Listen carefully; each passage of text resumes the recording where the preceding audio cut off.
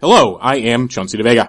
You may recognize my voice from Ring of Fire Radio with Mike Papantonio, the BBC, Sirius XM, or the Tom Hartman Radio Show. And you may have read some of my essays at places like Salon and Alternate. I would like to thank all of you for listening to, downloading, tweeting, and sharing the eponymously named podcast known as the Chauncey DeVega Show. And they ran a story by somebody named Chauncey DeVega. Quote, I find black garbage pail kids, black conservatives, fascinating. It's just unbelievable. You know, he goes by the name of Chauncey DeVega. You know, I've been called Uncle Tom, Oreo, sellout, shameless.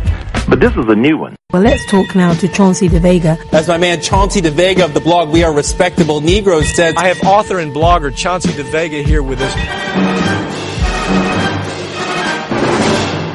Hello, friends, fans, supporters, Twitterers, Facebookers, Googlers, is that a word? Googlers of Chauncey DeVega and the podcast known as the Chauncey DeVega Show.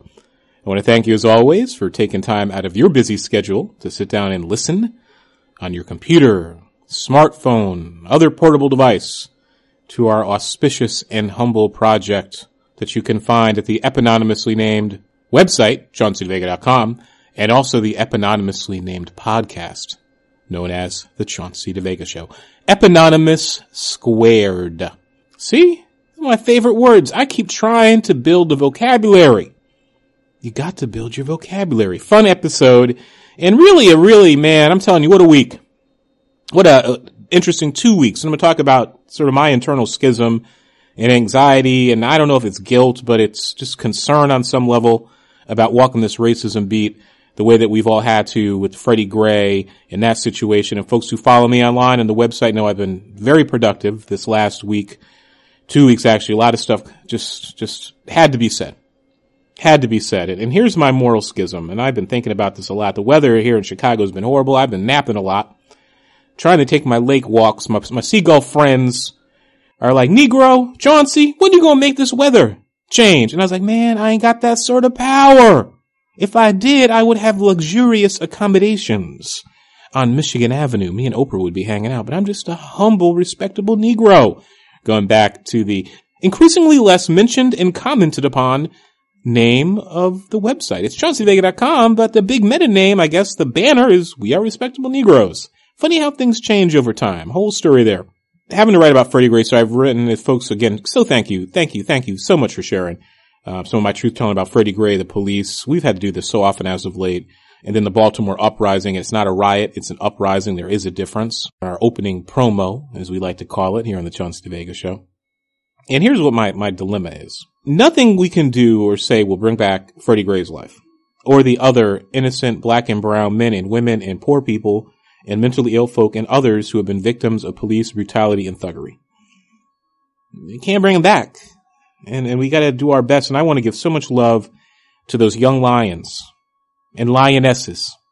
Let's gender it. Lions and lionesses who are out in the street in Baltimore and other parts of this country who have been fighting the good fight, struggling and protesting, who understand that power yields nothing without struggle and demands. The young people leading the way again, and I know that maybe that's controversial for some folk to hear me say, but one of the lessons we have learned in terms of forcing this society, the state, the carceral society, in this corporate democracy that's really an oligarchy and a plutocracy is that normal traditional means of democratic engagement do not work.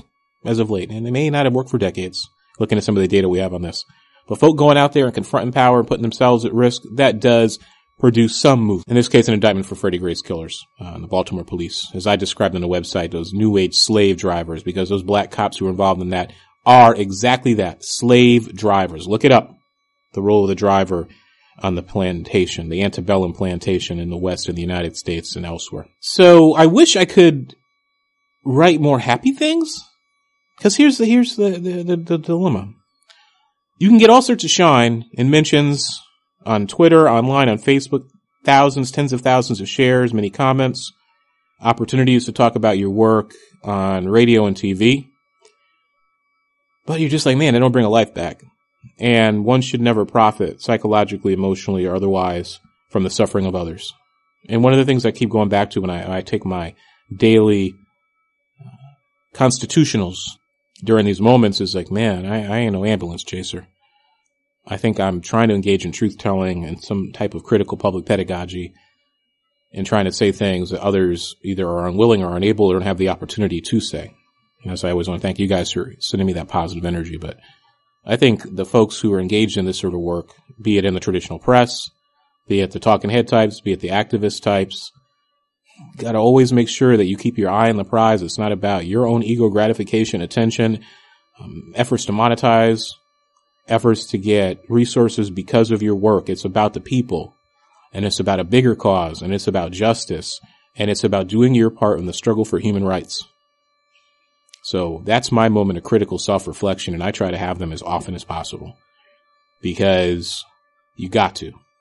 You got to. So on that note, that's my qualifier.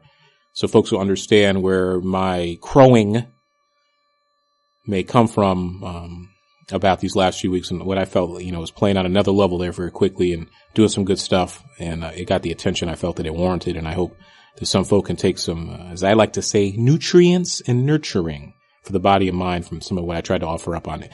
The use and abuse of Dr. Martin Luther King and his image and legacy in these times. And if you haven't read Brother Ta-Nehisi Coates, again, I'm just in the band. He's the band leader. He's Duke Ellington. I'm sitting back there blowing a horn.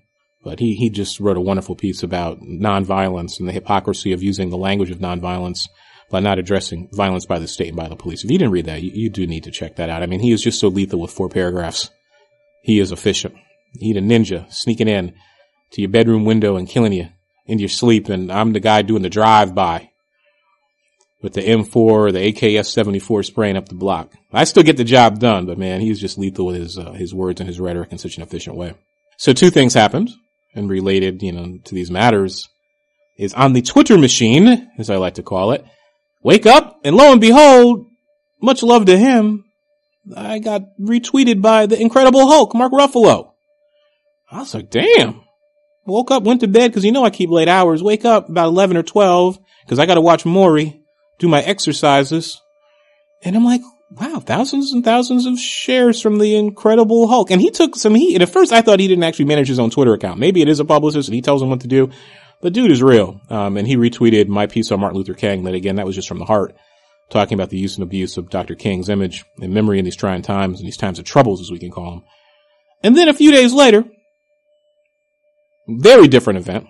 I hope no one out there bought and paid for that horrible Floyd Mayweather fight, because it's a stinker, it's boring, and it was uninteresting. And in no way in hell, Floyd, whatever his name is, Mr. Mayweather, all his different monikers, is the greatest of all time. And I'm glad that Brother Muhammad Ali corrected his silly behind, peddling that mess.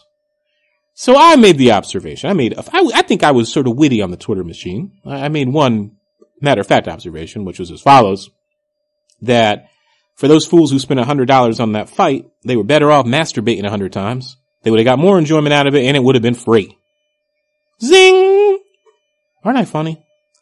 But one of the folks who I admire in terms of their presence in the ring, their cadence, their career, and I think about his wisdom, and he needs to write a book, a self-help book or a motivational book or a management guide or something, because he has a lot of wisdom. And that is the one and only Paul Heyman, WWE advocate for the one and only Brock Lesnar. And Brother Heyman reached out. I had my little tweet up there, and I said, matter of fact, Floyd Mayweather Pacquiao, that's not the sporting event of the year. Oh no. Suplex City, bitch, is the sporting event of the year. Referring to Mr. I don't want to disrespect him, Brock Lesnar, and the devastation he unleashed upon Roman Reigns when he took him to Suplex City. And Heyman Hustle retweets that. So it was an interesting 10 days, since the last time we had our podcast, talked again to the great Max Brooks, Bill Willingham of Fables fame. So it was weird. I did go see Avengers 2. So he's sitting there, and I brought my own popcorn, because I'm not paying no money for the popcorn in the theater. I have my little man purse, a satchel is what I call it. I put a Coca-Cola in there, and I put some of that smart food. And talk about the intelligence of rebranding. Calling popcorn smart food when it's really bad and horrible for you. It's dumb food. So I snuck that in there, and I watched my Avengers at the 7:00 show on a Sunday, on Monday actually, because I don't want to be competing with people. And I'm like, there's the Hulk.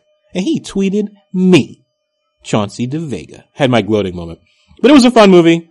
Ultron's plot is comic book schemy.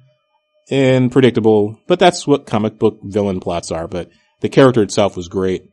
I don't know if anybody else noticed this who have seen the film, so this is not spoiler-ific. It's just an observation, will not ruin anything. But am I the only one who felt like the first 5 to 10 minutes of the fight in the forest against Hydra that the screen was fuzzy? So I don't know if they just didn't render it properly to get it out fast, or maybe it was meant to be shown in 3D and you got that sort of muddle effect. But a fun movie. Black Widow kicks ass. Hawkeye kicks ass. The Hulk is the Hulk. We see the Hulkbuster armor. We get nods to Wakanda, or is it Wakanda? Wakanda, where Brother Black Panther is. So we're going to get his movie. All sorts of neat stuff. We even get the villain who's going to be fighting Black Panther from the comics. We get a fun sizzle reel at the end with our one and only man, Mr. Thanos. Or Thanos, depending on how you want to pronounce it, in the Infinity Gauntlet. And my way of describing these Avengers movies is as follows. And I'll put my list as follows in terms of my favorite Marvel movies so far. Feel free to agree or disagree. Least favorite is Iron Man 3. Favorite is the first Iron Man. I just think that movie is just such whimsical, intelligent fun. I think The Incredible Hulk is horribly underrated. Not the Ang Lee one, the new one for the Marvel Universe with Ed Norton. I thought that was horribly underrated. I thought that was a very good movie for what it was. Iron Man 2 was hit or miss. Avengers I like, but it's not a movie I rewatch in the same way that I rewatch the new Batman movies. I can watch Bane all day and all night. I can watch the Joker all day and all night. I felt like this new Avengers 2, it's a setup for everything else, which is great. We see where they're going. They have a license to print money. Stan Lee, who gets 10% of the net of anything done by Marvel, is laughing all the way to the bank. But I felt like it was like when you go to Chipotle, and here's a little word to Chipotle, they don't have their carnitas pork. You are not getting any more of my money. I go there for the swine. How you gonna hook a brother up? And I'm fiending. I'm hungry. I'm hungry for that Chipotle, and I show up there, and, oh, we don't have any carnitas, Chauncey. Well, what the heck you expect me to eat? Man, the indignities of life, I tell you. First world problems. So I would compare it to what I do, and here's a suggestion for folk who don't know this trick. If you go to Chipotle, get half and half. Get 2 meat orders. Get half chicken in this case, and half steak. And I'm not a fan of their steak, but they didn't have the pork. Or half pork and half chicken. Whatever your combo is, here's how you game the system. They'll give you extra food because they don't measure it properly. And they don't charge you. They only charge you for the most expensive meat. So they got that food diaper, because I call it a diaper of food, and they put the rice. They put the peppers. I don't like beans. No beans for me. They put the meat, get the cheese, and they try to roll that meat food diaper up, and it bursts. And they got to re-roll it with another soft tortilla, and they somehow manage to get it in there. You hear the trepidation in my voice? That's what Avengers 2 and Avengers 1 is like to me. It's like a stuffed at the seams burrito that's about to burst. And this burrito was tasty. So I have no complaints. This episode, man, it's a great episode for you. Wonderful, actually, episode. We've had so many, and I keep saying it because I'm just feel so grateful to all the folk who come onto the podcast, who are helping it grow, who share, where we have this outsized power for a small amount of energy. Like we're like, Tiny Graham that is pulling all this stuff in. For next month, I got great guests in general, period.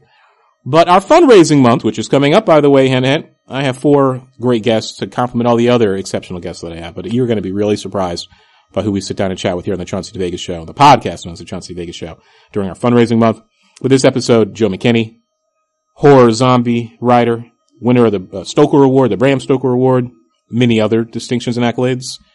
And here's why he's so cool. Number one, he's wonderful to talk to. Easy conversation. We both love zombies. We both love horror. We're both interested in the craft of writing. He taught me a lot. He's also a police officer with expertise in disaster and emergency management. So you got somebody working on the issue who has real world experience, who does amazing world building. So in this conversation, we talk about zombies, fast, slow, of course. Romero, of course. But then we get into sort of thinking about human psychology, what he thinks the first moments of a zombie outbreak would be at the 911 center, what that would be like. Would the military and police be able to respond?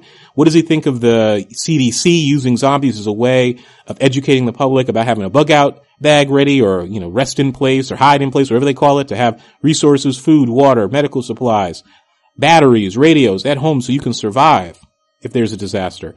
And as I said, he's just a generous guy, so smart, so informed. And as I said in the last podcast, and before that's a nice compliment. We had Max Brooks talking about World War Z and his project Harlem Hellfighters. Then we got Joe McKinney talking about zombies. Can you go wrong? Sometimes life just lines up, especially if you are a zombie horror fan. And when I started the podcast, I said I want to bring interesting and smart people doing interesting and smart things and share them with all of you. If I can do that by talking about the things that I find interesting, which is always makes for the best interview. Because we don't do interviews here, we have conversations. When it's something you have a mutual interest in and you're excited about. Because you can't fake that. You can't fake that because the listener immediately knows. That's why I had a chance, folks know this, in another life to do commercial radio. I was that close. When I realized I'd have to talk to people I have no interest in and pretend to be happy every day and play a character and not be able to be myself. No, never mind the money not being anything there in commercial radio, and especially when you first starting out. This is why I love the podcast format. That's why I love all of you for encouraging me to do this and all the cool people who have sat down. So Joe McKinney, wonderful and great guest. But I want to do something that I've done on occasion, especially when I read something on the internet machine, as I like to call it. And it just strikes me as resonating with the conversations that we have had here on the website and the podcast. Known as the Chauncey DeVega Show on the website, chaunceyDeVega.com. And I like to do my reading. Maybe because I'm a product of a public school. And I remember going to a good public school, and the teacher would read to us and ask us to go around and read to the classroom. So I feel like maybe it's just a continuance of that. So some really great reporting out there around Freddie Gray tragedy. Some people really trying to put the rubber to the road, so to speak, doing good old-fashioned journalism. Some folks do some great commentary. And I don't often agree with the gentleman's politics in terms of being a libertarian bent, but he strikes me as a principled libertarian as opposed to one of these Rand and Ron Paul types. He doesn't strike me as a racist libertarian. He strikes me as a civil libertarian who actually has legitimate concerns about state tyranny and power, and he tries to apply them equally. Because one of my concerns and complaints, and I've said this on Ring of Fire Radio and TV, I said it on the RT Network, I've said it in other venues, is where the hell are these conservatives always yammering out of their mouth holes, oxygen thieves that so many of them are, when black and brown folk are beat up, killed, and shot and murdered by thuggish, bullying police. That's some tyrannical state behavior. And they're quiet as church mice. And you know why? They're quiet as church mice because racism is central to contemporary movement conservatism. They will always go with authoritarianism because they are not principled. Their principles are not based in a holistic, ethical, philosophically sound understanding of the value of human life and biopolitics and principle. No. These people are racists who are in bed with power. And they will always choose the side of money over human dignity, and they will always choose racism and white supremacy over the dignity and the equality of black and brown people. And I will bet money on that every damn time. Let me calm down. See what happens when I start to drink my Coca-Cola? I get worked up. So let me have a little sip of this wonderful juice, because when that Coca-Cola hits that metal, boy, that aluminum, that acid, that's ambrosia. So let me scratch in my thinking beard here. The gentleman I was talking about in question writes for the Washington Post. Great writer. I mean, lethal in his, as I like to say, it's really hard to write short format stuff.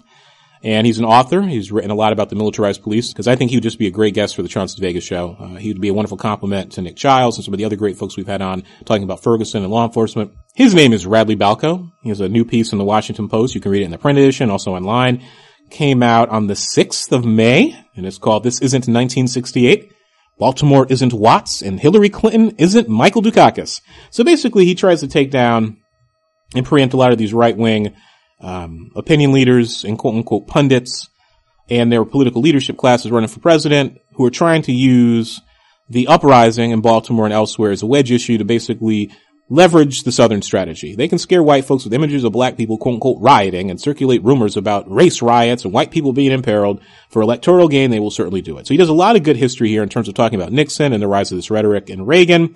And he puts it in the context of diminishing crime, militarization of the police, and hysteria. But he has a human face to this story. And we've talked about this before, the concept of custodial citizenship, which you can read about in a recent issue of the Boston Review, a scholar at Yale who's done some great work on the idea. And it's basically a way of describing how for the poor and black Americans and brown Americans, in particular African Americans in urban communities among the quote-unquote underclass, they are subject to harassment by the state, harassment by the police. Their citizenship is subjected to a type of custodial behavior where they're deprived of the right to vote, where any interaction with the state as a citizen can potentially end up with them in prison. So you're really living sort of this liminal existence as a shadow citizen. That's the bullet point on custodial citizenship. It's a very, very powerful idea that I think has amazing descriptive power and also is very high in explanatory power, which makes it an essential concept. So in this story, you can be clicking through the Twitter machine here, going down the Google thingy here, not the Twitter machine, the Google thingy, and trying to find where I'm going to quickly read from, because I mean, this is a searing portrait. You read it for yourself. They got a picture of this dignified brother sitting here in front of his home, standing in front of his home rather, and just his dignity is strong, but you can see the tiredness. This is real stuff here. So Reading from the story, this is again Radley Balco, Washington Post. And he begins. This is halfway through the story. And this is why I want Richard Cohen and Lloyd Green to meet Antonia Morgan. And that opening lead is a reference to these Washington Post columnists who are notoriously, in many cases, especially Cohen, he comes up with some of the most wrong-headed, racist stuff I've ever read. It's a miracle the man still has a position, but that's his job. He's a bomb thrower of white racial resentment. So, and this is why I want Richard Cohen and Lloyd Green to meet Antonia Morgan. Morgan was featured in my September investigation into the municipal court system in St. Louis County. He's a 29-year-old resident of Hazelwood, Missouri. He owns his own small business, a car repair and body shop he'd been saving up to buy since he was a teenager. He has also been arrested more than 20 times. All but 2 of those arrests were for misdemeanors. Morgan saved up for his business by fixing cars in his mother's driveway. That required him to occasionally park cars on the street. That earned him parking tickets. He paid them when he could, but he occasionally missed deadlines. And that would lead to an arrest warrant. All of this also put Morgan on the radar of local police. He's a tall black man with dreadlocks. That made him easy to spot, and probably easy to profile. His unpaid parking tickets led not just to arrest warrants, but to the occasional suspension of his license. That led to more citations.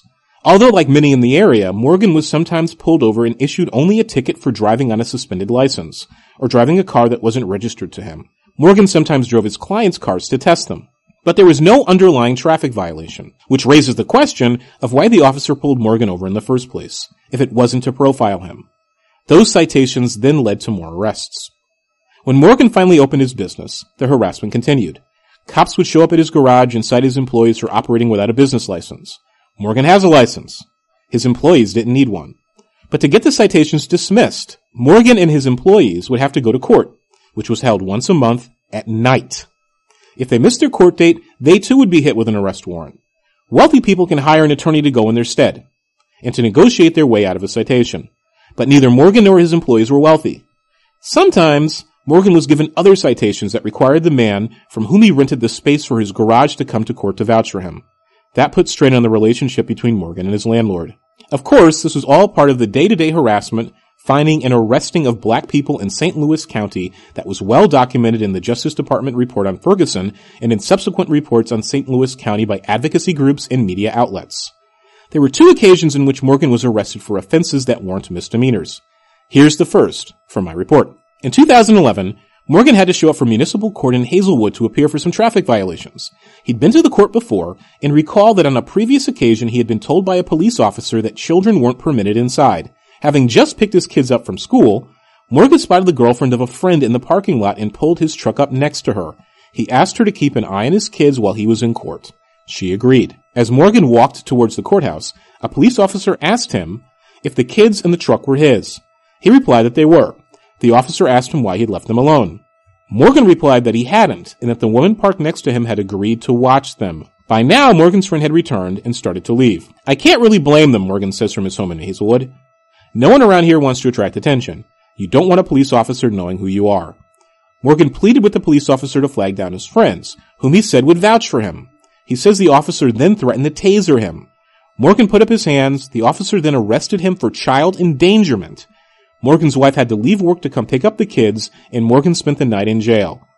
He was fined $1,000, though both the fine and the charge were later reduced. The incident still upsets Morgan. Not even the arrest so much as that his children had to see it.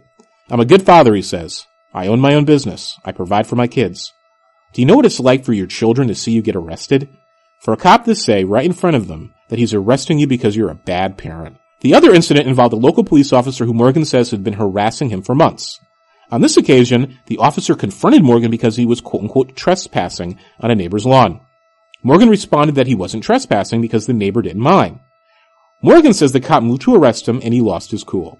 He claims he never struck the police officer, but he does admit that he screamed at him.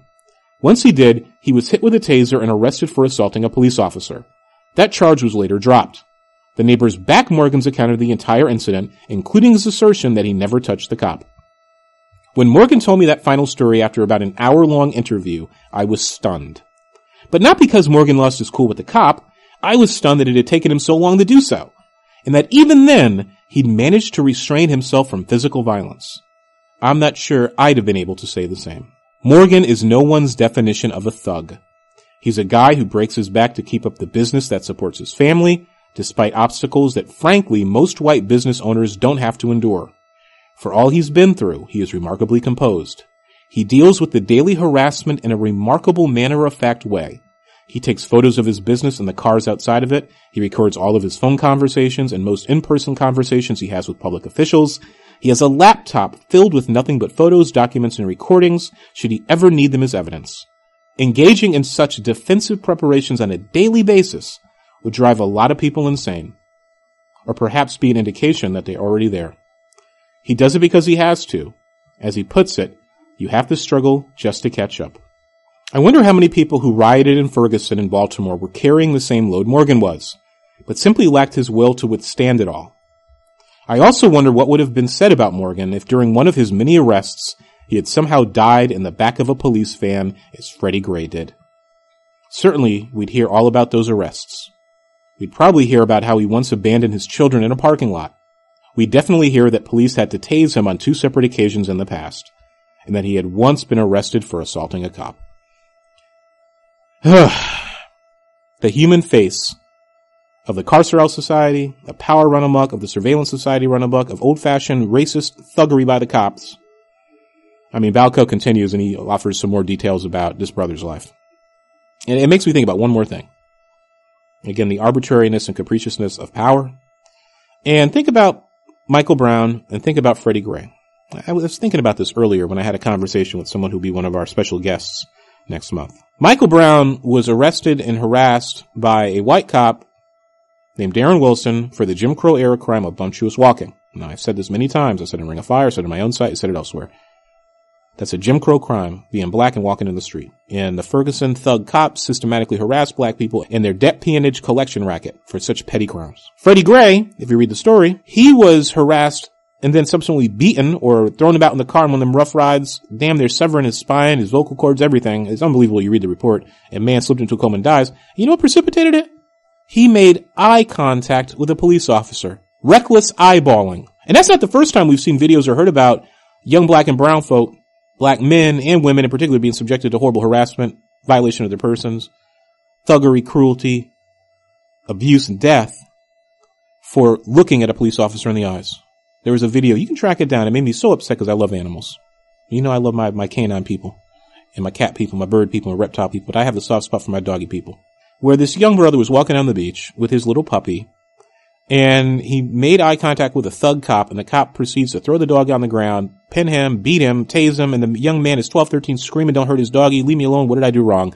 And this thug, bully, authoritarian cop wrote up that he was aggressively staring at him. It's like something out of Stalin's Russia. Or slavery. Aggressively staring. White folk can walk down the street with real guns and they're okay. Black folk with toy guns get killed. White folk, you can see these videos, can cuss a cop up and down a blue streak. Nothing happens. Let a black person and brown person look a cop in the eye. They get that disorderly conduct, contempt of cop charge, and they go to the jail. And I mean, this story details that vicious cycle. They get you for the money, they get their hooks in you, they get you again even if you're innocent. It's like Kafka-esque, or something out of Dostoevsky. Truly unbelievable. And this is why we gotta stand up, people. That's why you gotta monitor these cops, that's why you have to share this information, that's why you need to be a citizen who is engaged and active. You gotta keep your eyes on these people, and you have to record them. And that's the other issue, too. You see these thug police who don't want to be recorded breaking people's phones. And here's an interesting provocative question before we get to our great conversation with Joe McKinney. You hear me stretching and getting my back comfortable here in the chair as we have our little opening promo. I said before that if it's only a few bad apples in the bunch, why don't the good apples out them? Why don't they say, you know what, you're running down the profession, get out of here. But of course, the blue wall of silence, they protect the bad ones among them, so they are guilty and complicit by association and through tacit consent. In many cases, active consent, because they're on the scene where people are being killed, they help falsify the reports, help with the lies. If you're doing your job, back to the camera issue, and you're a responsible public servant, and you're a good cop, because they always say all the good ones, wouldn't you not care if somebody recorded you? Why would that provoke you to breaking cameras and attacking people and beating people up and hiding your badge number? I would think you'd want to be recorded because you're doing a good job. Now, if you don't want to be recorded, what are you afraid of? Think about that for a moment. Meditate and ruminate on that. But here's one of the good guys. Joe McKinney, police officer, author, fiction writer, zombie aficionado, expert on emergency management. He's cool people. And as I said, I want to thank him for sitting down and chatting here on the podcast the epononymously known podcast, known as the Chauncey DeVega Show. He is certainly an interesting and smart person doing interesting and smart things. And he's, again, one of the great folks who I enjoy bringing here on the show once a week, that you can find, of course, on ChaunceyDeVega.com. You can find it on iTunes. You can find it on Stitcher. Follow me on Twitter. You can Google it. It'll show up. And, of course, if you like the podcast, our intrepid project here that is reaching almost 50 episodes, we're getting there. Little train going around the tracks. Do share, do tweet, do favorite online. Up next, Joe McKinney, here on the podcast known as the Chauncey DeVega Show.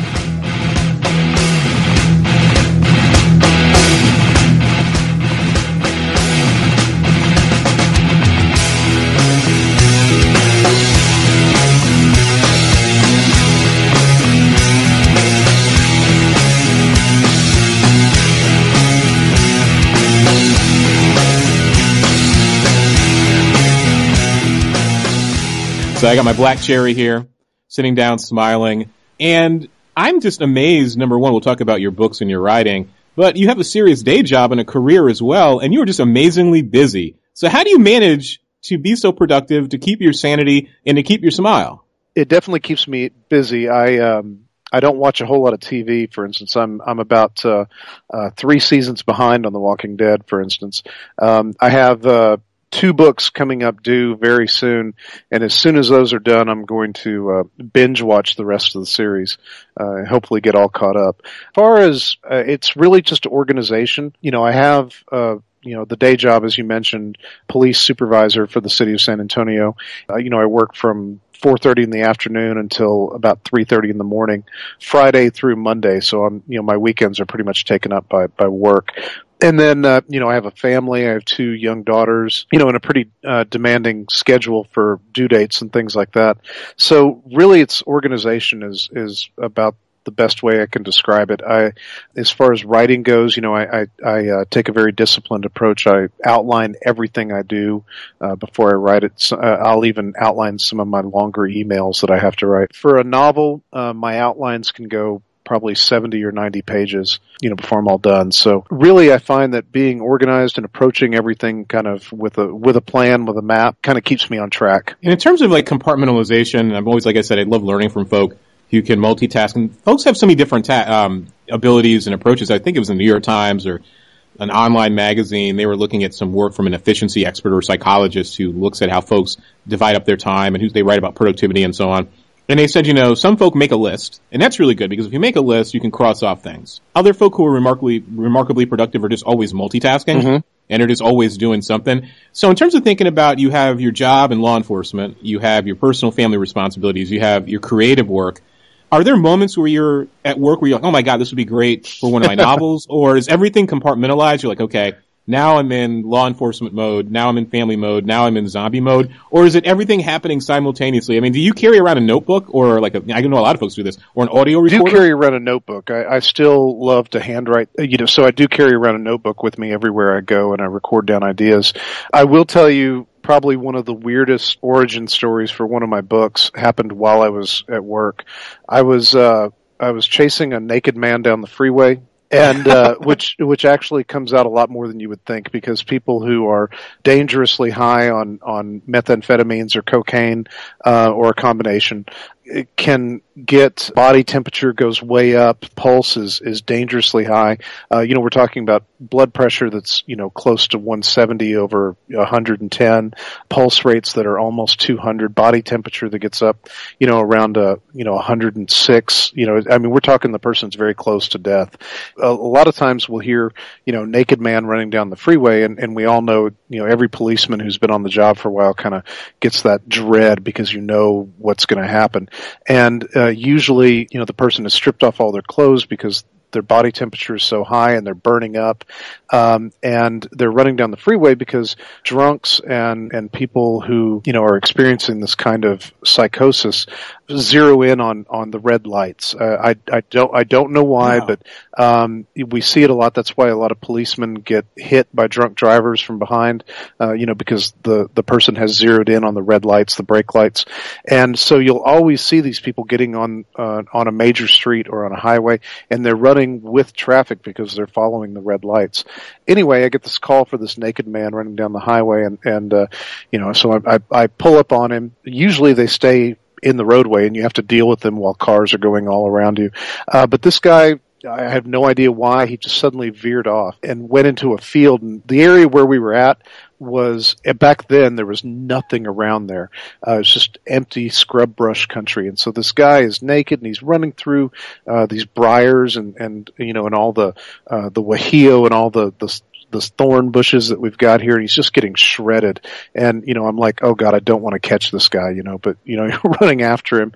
And I remember getting pretty close, to catching him and looking up, and there was an abandoned cement factory that was there, and I could see the lights from downtown San Antonio coming through the, kind of the crumbled superstructure.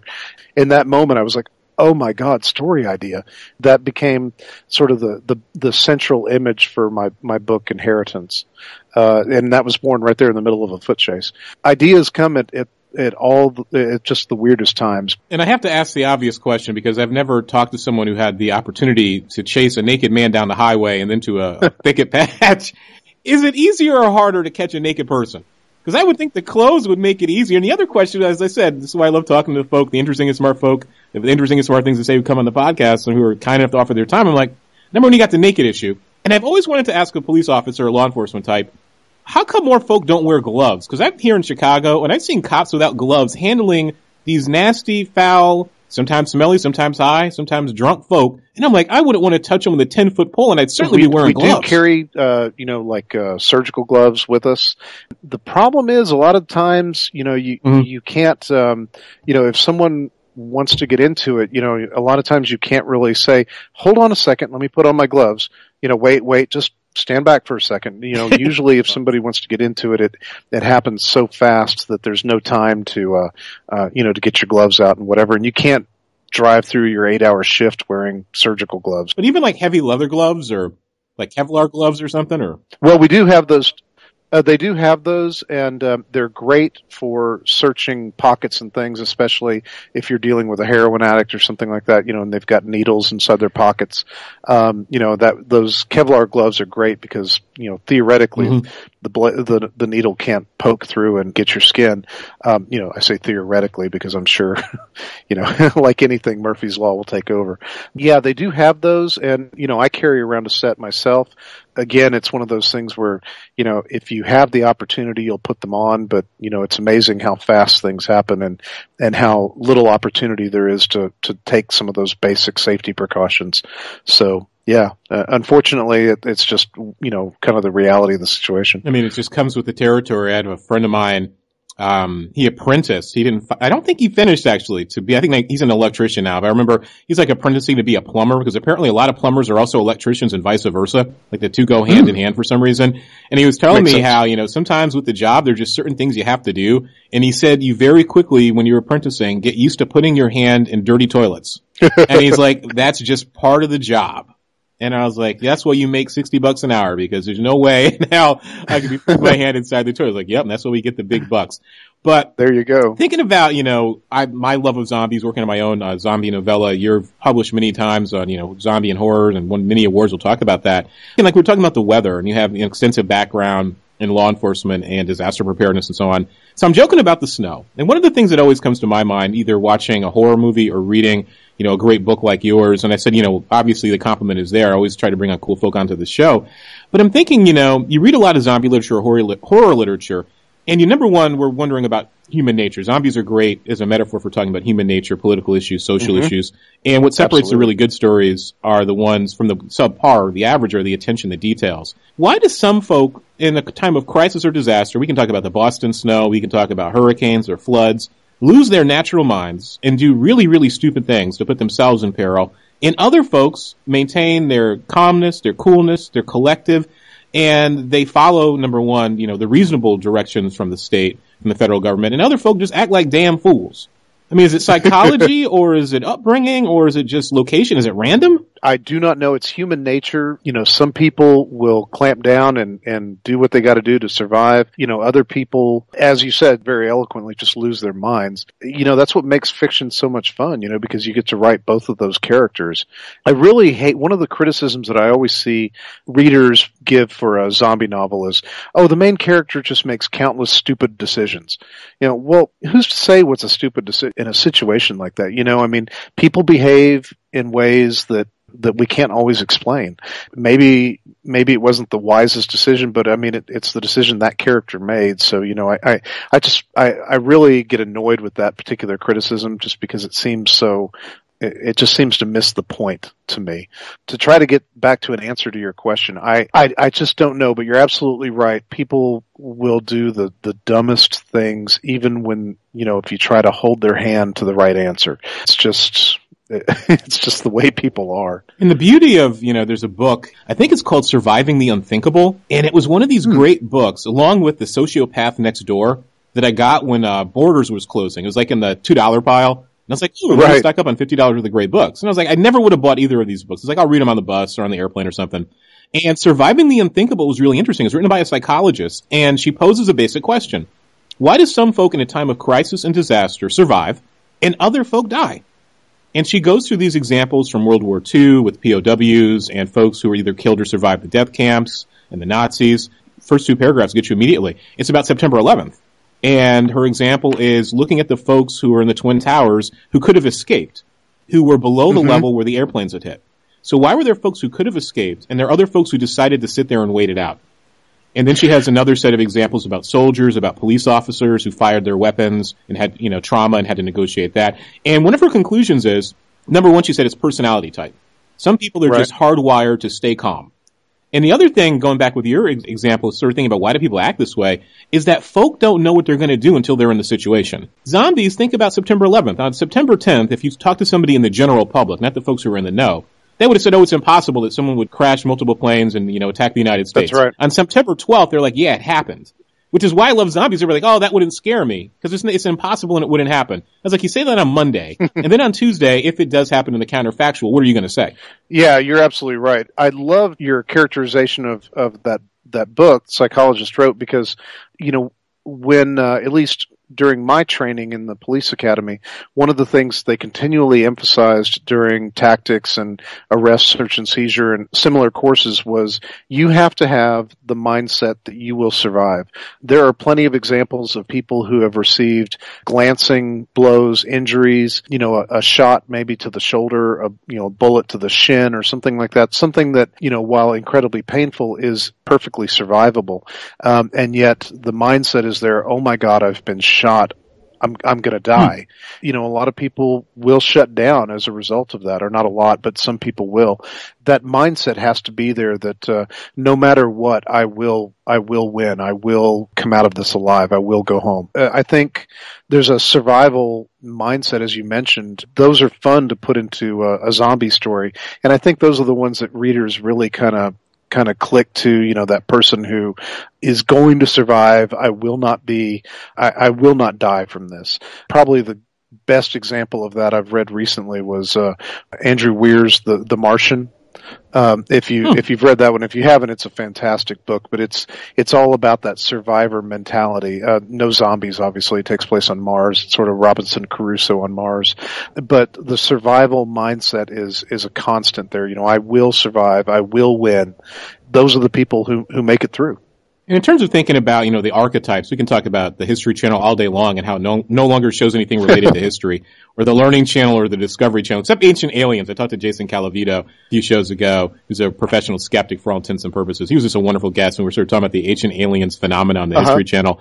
But it's someone who actually has professional expertise, who thinks about these matters, who writes zombie fiction, who thinks about, the end of the world scenario. That's what the zombie story is about, the apocalypse and the remaking of society. What do you think about these warrior wannabe types, the survivalists? Obviously, they're sitting up there waiting for something bad to happen. But disaster of any type were to actually occur, never mind if they had weapons or they had food stockpiled, are those folk as prepared as they would like to think, or are they going to be the ones who also panic? One of the great sayings from that book, The Martian, that I just read that applies to your question is, over and over again, the narrator says that no plan ever survives first contact with reality. And I have a feeling that no matter how prepared you think you are, you're nowhere near where you need to be. I don't think that, the whole prepper thing is necessarily, crazy, way off base, because a certain degree of preparedness, is healthy, obviously. Put you in the mindset of that survivor attitude. The CDC, I thought, illustrated this perfectly. They've been putting out the same tired information year after year after year, and nobody pays attention. And then one year they put out, this is how you survive a zombie apocalypse. And they made it sexy, basically. It was the same information they've always put out there, but they made it sexy, and people melted down their server, trying to get to their site. And then at the end of the article is, by the way, everything that you would do to prepare for a zombie apocalypse also works for planning for a hurricane or whatever. And I thought that was a brilliant way of kind of driving home the information that you can be a survivor, you can plan ahead, and you don't necessarily need to look like a lunatic doing it. You can take some basic precautions. You can have a 72-hour shelter-in-place kit. You can do the little things, to take care of you and your family. Obviously, I don't lose a lot of sleep worrying about the coming zombie apocalypse. There's one thing that I did learn in, my disaster preparedness days was that, you have to prepare for the disasters that are most likely to happen where you live. For instance, here in San Antonio, I don't need to worry about a volcano erupting or an earthquake. I do, however, need to worry about flash floods and massive amounts of people being relocated from the coast due to a hurricane. All those things are legitimate emergencies that could strike San Antonio. Again, in Houston, you don't have to worry about earthquakes, but you sure have to worry about hurricanes.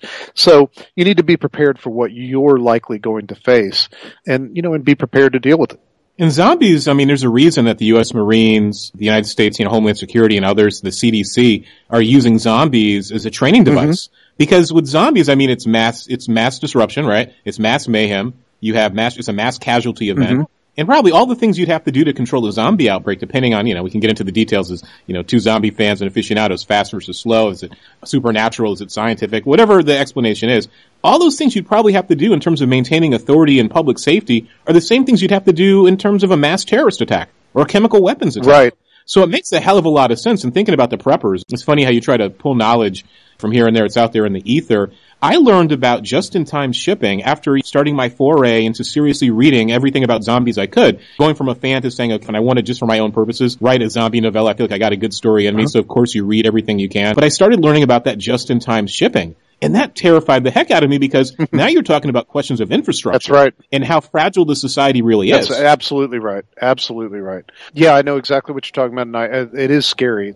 It's frightening how close we are to the brink, without really realizing it, especially when everything we ever wanted is right at our fingertips.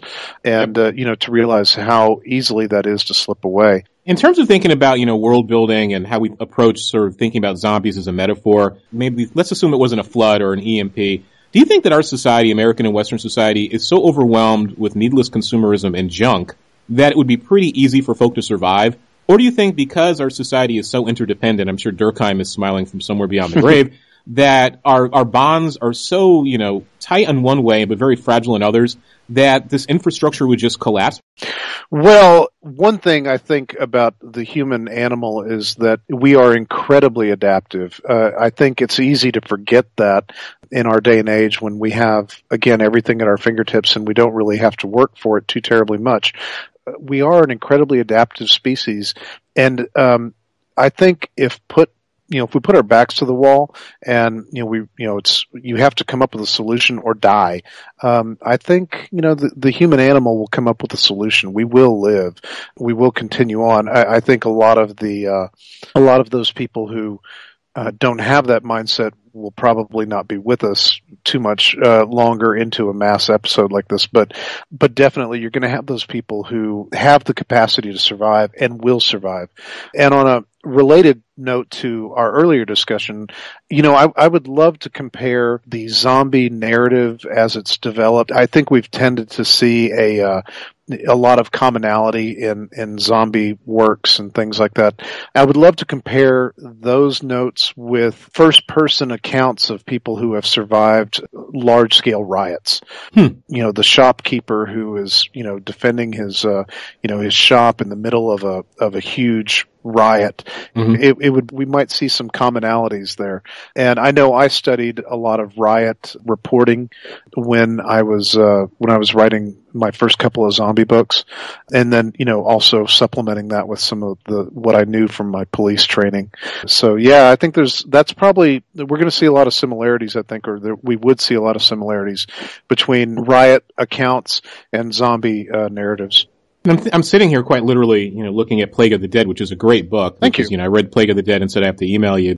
But you said something really interesting there about, the research process. And I'm very curious about your take as someone who's, award-winning author who thinks about horror, who writes, loosely in the sci-fi genre. We can call it zombies and horror, speculative fiction. What are some of those moments that sort of take you out of the story? Because I'm thinking about the research process. And I still suggest, the old golden rule, you write what you know. Right. Is what you do. So, but sometimes, how do you write what you know if it's about the counterfactual or if it's about sci-fi and, an ill-defined, undefined future? But of course, sci-fi is always about the present.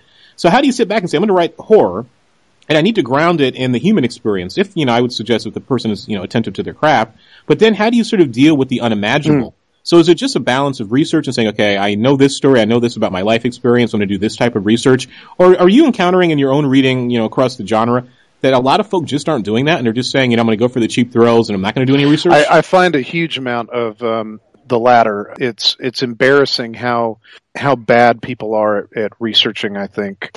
On your earlier note that you just mentioned about writing what you know, my wife is a college professor, and she has this wonderful saying that she says to her students that in order to be interesting, you must first be interested. And it doesn't matter if your life work is on some strange species of moth, or, you write about worms, or, you write about disaster preparedness, or you're a rock star, or whatever it is. As long as you're interested in the subject, you will be able to deliver or translate that interest to a reader, I think. It's that human element that you mentioned. We all love to see someone who is incredibly good at their job go through their routine. You know what I mean? Translating that what you're interested in, what you're good at, into fiction, I think is that's part of the skill set that I think writers need to focus on.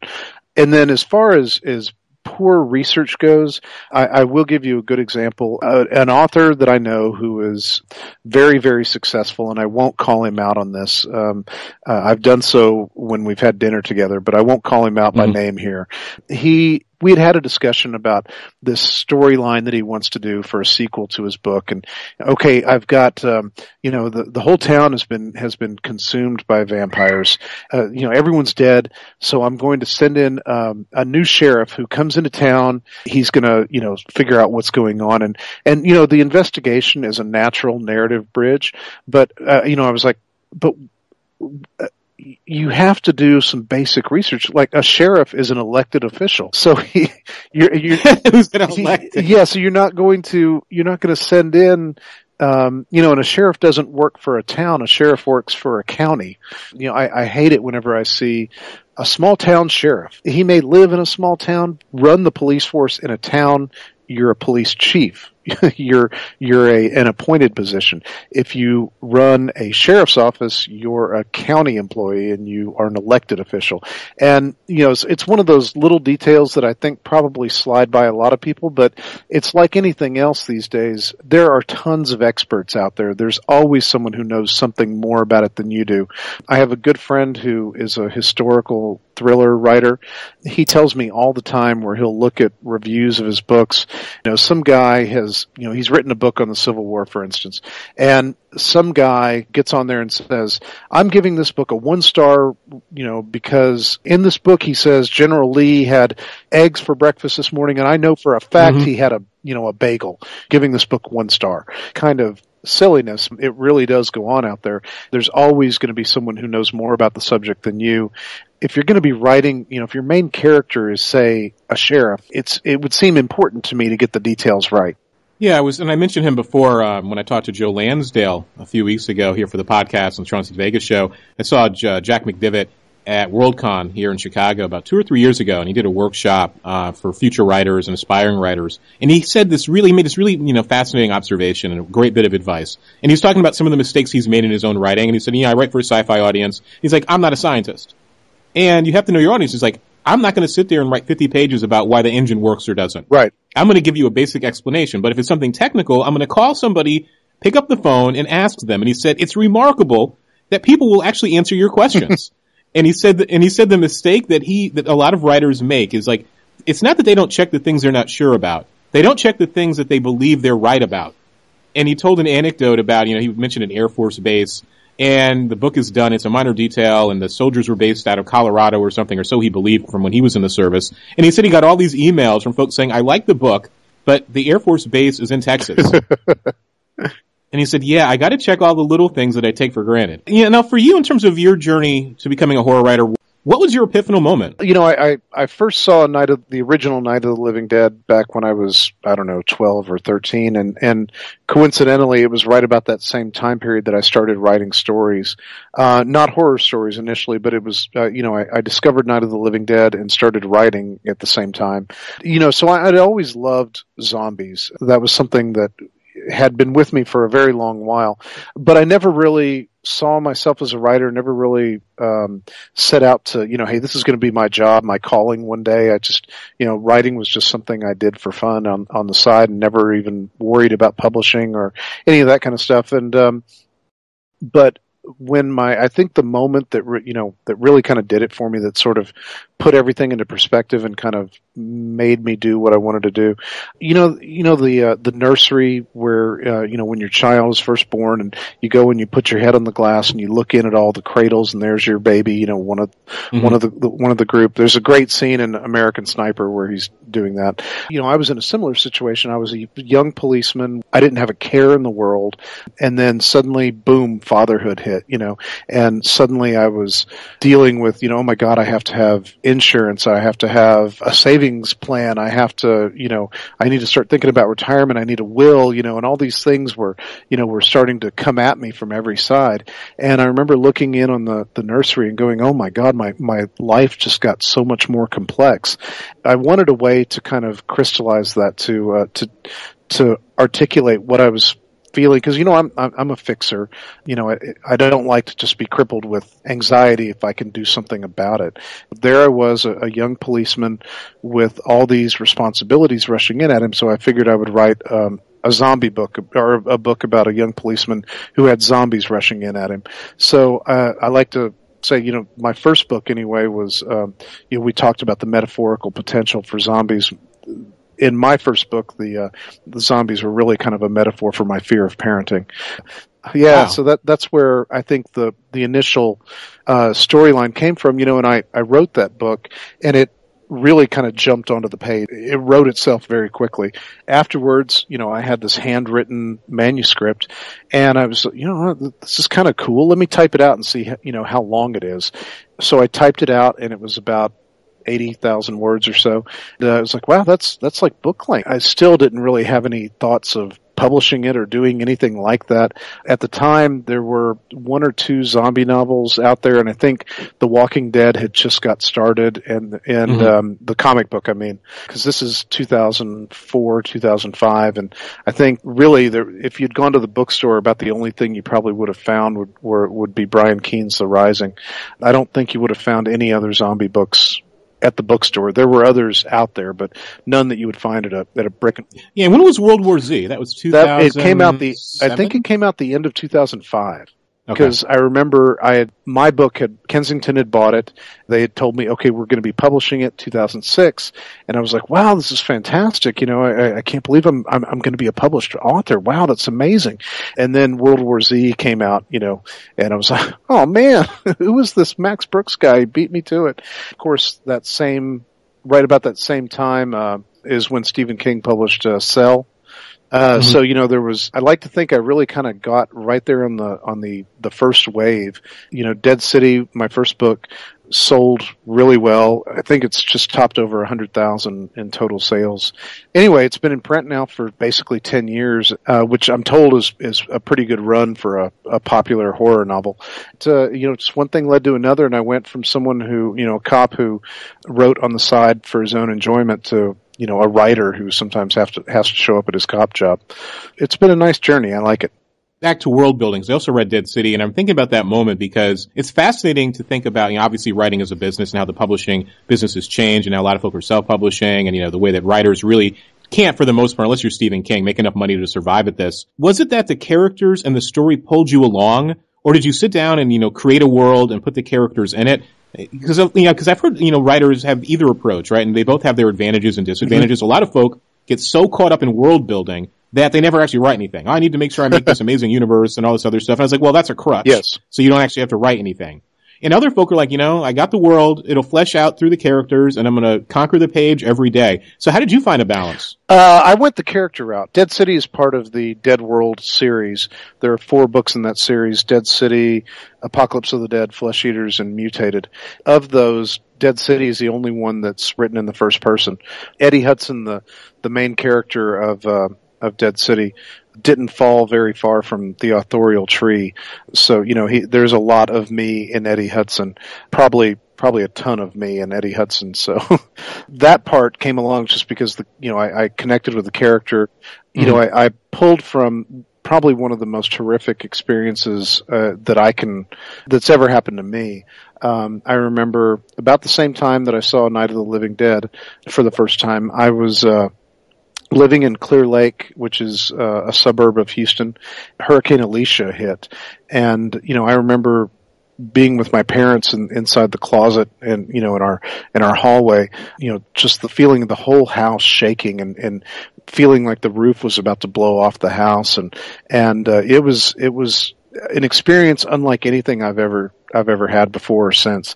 Very terrifying. And, they're not kidding when they say it sounds like a train rolling through. Yep. I've been in a tornado. Yeah. And a hurricane. And, exactly what it sounds like. Exactly. And so it was a horrendous experience. And so I knew that when I wrote my own zombie book and I needed a cause for this, hey, I remember how flooded my neighborhood was afterwards. For instance, the next day, I went outside and the water was right up to my doorstep. Couldn't see the cars down in the street. You could just see like the roofs of some of the taller pickup trucks.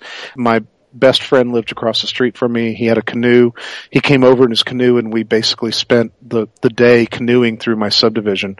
And we'd go in around and like you hear a scratching and you look down and, oh my God, that was Mrs. Johnson's Mercedes. Holy cow. It was quite an experience, but I pulled from that for Dead City, and I thought, that soup, that chemical soup of all the refineries that are down in Houston and the chemical plants, and they're sitting there in that, in that flood water with all the sewage and the dead bodies and everything, and it just seemed perfect for me that the virus that caused zombieism in that series would come out of that, and so that was sort of the backdrop that I didn't explore too terribly much, but I created it for myself, and it was back there behind the scenes working on the story. Most of Dead City, of course, is a dead sprint for Eddie Hudson trying to get home to his wife and family. For the later books, when the publisher came back and said, "Hey, this is great. It's selling really well. We want a series. Make this into a series." And I was like, "Well, I hate those series where you follow the same character from book to book to book, because for me a lot of the magic sort of dies after." And it's cliche and it's route. Exactly. And really, Eddie Hudson, like I said, I kind of envisioned his story as being completely told at the end of Dead City. That his story was done. So I asked my publisher if I could write a number of standalones that take place within this same environment and use that. And so the world building kind of became the main character in that series, sort of the one continuing character that takes us through every book. Thinking about, the environment as a character. Yes. Yes. And if you create something believable, the way that the human characters interact with the environment helps to create narrative tension. It creates opportunities. It pushes the story forward. For Star Trek, for example, and Star Wars, I'm sure too, they have like a story Bible, like the things you can do and can't do, who the characters are, things that have to happen. So at this point in that interconnected universe, did you ever sit down and make a Bible of sorts or a story guide? Well, all of my, like I said, I outline in detail in my story. So, I guess if you were to put those together, they would constitute a Bible. For instance, it helped with continuity issues, that I would be able to, okay, and let me check my outline. Okay, in Flesh Eaters, I did this, so I need to make sure I keep that element here. And one thing I did do that I really enjoyed was, a small scene in one book would turn into a giant scene in another book told from a different perspective. While I didn't sit down and do a character Bible, I have done character Bibles before when I write for shared world anthologies or when I do licensed characters. For instance, I've wrote a couple of Phantom stories and a couple of Green Hornet stories for Moonstone Books, and they're very particular about making sure, here's your character Bible. You cannot veer from this. Yeah, I never went as far as doing a specific Bible and calling it that, but I certainly did consult and keep my outlines and use those in that same context. And you mentioned Romero and water, and I was thinking, as you said, about the tornado. You were in the hurricane, rather. And I don't think a lot of folk, if you've never been in a tornado, you don't get this. It literally does sound like a train. Mm-hmm. In my case, I was in a tornado, and we got really lucky. It sounded like somebody breathing. Yes. And it's like this sound you can't get out of your ears. I remember looking out the window, and I told this story to folk before because it was so unbelievable, where we had this, tornado that came out of nowhere, quite literally. Truly devastated several neighborhoods, killed a few people, but skipped over my neighborhood and we didn't have lights for about a week. And then, of course, the National Guard shows up and the military and the state police almost instantaneously, which gets us to thinking, too, about how our own infrastructure is underprepared for disasters today. And I was thinking, man, now in my late 30s, if we had a tornado in the same community, how long would it take for anybody to show up? That's true. But thinking about, Romero and water, whoever would have thunk that Night of the Living Dead would be in the National Film Repository? That's right. In case of, nuclear war or disaster, that will be one of the films that survive. I mean, a whole wonderful story about Romero. But, of course, I'm sure folk ask you this all the time. Romero is slow zombies, and I am a fan of slow zombies in the same reason that I love the idea of the inevitability, I don't love it in terms of a storytelling device, of slow water and drowning. Yes. And the whole thing about the slow zombie, just like the water rising, is you can't escape. You can run, you can hide, but they're still going to get you. As a writer, what do you think, what is the appeal of the fast zombie? Is it generational? Is it a storytelling device? Why do some folks say I must have the fast zombie and the slow zombie is boring? Because we're now in almost 50 years of slow zombies. The Night of the Living Dead came out in 68? And getting close to 50 years, we've had slow zombies for, this half a century. Authors love to, play with tropes and take them in new directions. I think it was just a matter of upping the ante. People had seen slow zombies for so long, and then suddenly 28 days later came along with those incredibly fast. The Infected. And, I don't care what people say. 28 days later was a zombie movie. Period. Mm-hmm. It was a zombie movie. So yeah, I think it was just one of those ones where people were like, oh, we can do that. I love that. People who have kind of come to the genre lately, weren't raised in that sense. They've been a part of my world now for, close to 30 years. Kind of grew up with the slow zombies, and so that's why I love them too. And you're right about that creeping inevitability. It's impossible to escape. And I love that. The fast zombies, I think it's something relatively recent. People just want to change things, want to play with it and see what they can do with it. For those people who came along lately, I think, wow, looking at the two, if it was a slow zombie, I think I might have a chance. If it was a fast zombie, we'd all be screwed. So that's what scares me more. I have a feeling that's what it is. That also gets us to, a whole conversation about, the culture of cruelty and a whole generation after 9/11 who've known nothing but war, and thinking about globalization and interconnectedness. And I was sitting here waiting for something to download the other day, and it said like 1 minute and 56 seconds. And I'm sitting there, I was like, I'm going to stare at the screen for 1 minute and 56 seconds. And it seemed like forever. But 10 minutes ago, or rather 10 years ago, or 8 years ago, that would be the fastest thing ever. That's right. Right? So perhaps, the world has sped up and our sensitivities have increased. And I was talking to a friend about this the other day. I said, in some of my classes, I show horror films. So I teach in media studies, et cetera, and cultural studies. And I'm surprised, and I've seen this in the theater too, how generationally folks under 25, the millennial Facebook generation, they laugh when they're scared. Oh, yeah. And I've never noticed that. I was like, am I really that old? And I was telling some of the students, we showed Night of the Living Dead, and they were immensely bored by it. And I said, do you realize, I gave them the social context, understand, Romero's an auteur filmmaker, why this movie matters politically and socially. And they're like, oh, it's too slow. And the zombies are too slow. And I was like, you have folks who are actually in Vietnam, who've seen dead bodies actually doing the special effects. You have so much going on here. And then we started talking, as you said, about anxiety, or as I said, about anxiety and laughter. I was like, why were some of you guys laughing during this? Because when Night of the Living Dead came out, people got sick. They fainted. They left the theater or left the drive-in. I love the Roger Ebert review is always quoted with that Romero violated that unwritten contract between the horror movie and the American movie-going population. Because before that, horror movies were do a double feature matinee and you could drop your 9 to 12-year-old off and they would giggle at the werewolf and delighted screams and all that kind of thing. Then during Night of the Living Dead, you have a little girl who eats her mother. You have some racial elements. Audiences at that time were shocked by. Audiences at the time, Ebert describes looking across the aisle and seeing that 10-year-old girl in tears over the movie, and people walking out kind of shaking, and so yeah, you're absolutely right. People always say The Exorcist was the scariest movie they ever saw. I see, and it's maybe that generational thing you mentioned, because younger horror fans that I know are like, oh, that movie sucks. It took like 45 minutes before anything cool happened. If you're surrounded by constant violence and surrounded in your video games and, the escalating scale of actual violence, and thinking about, you can go online and watch videos of ISIS killing people. Or you could watch gun camera footage. You have all this, barbarism that's readily accessible and you grow up with it. So how does that influence, your task and others as writers, as creative workers? I mean, do you sit down and say, okay, the bar has been so raised that first of all I have to scare people? Or is your goal to say, you know what, I'm going to tell a good story? And some folk are going to be scared and disturbed and others aren't, because that's one of mine, I'm sure others have made it, critiques of a lot of horror literature at present, just like horror films, is that folk are starting with the assumption of trying to scare the audience. Right. As opposed to telling a good story.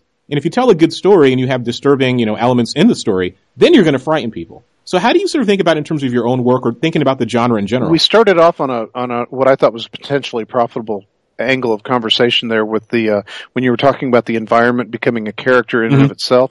I've noticed that, and I can't honestly believe that this is a unique observation, but horror works because of an insularity that the characters experience.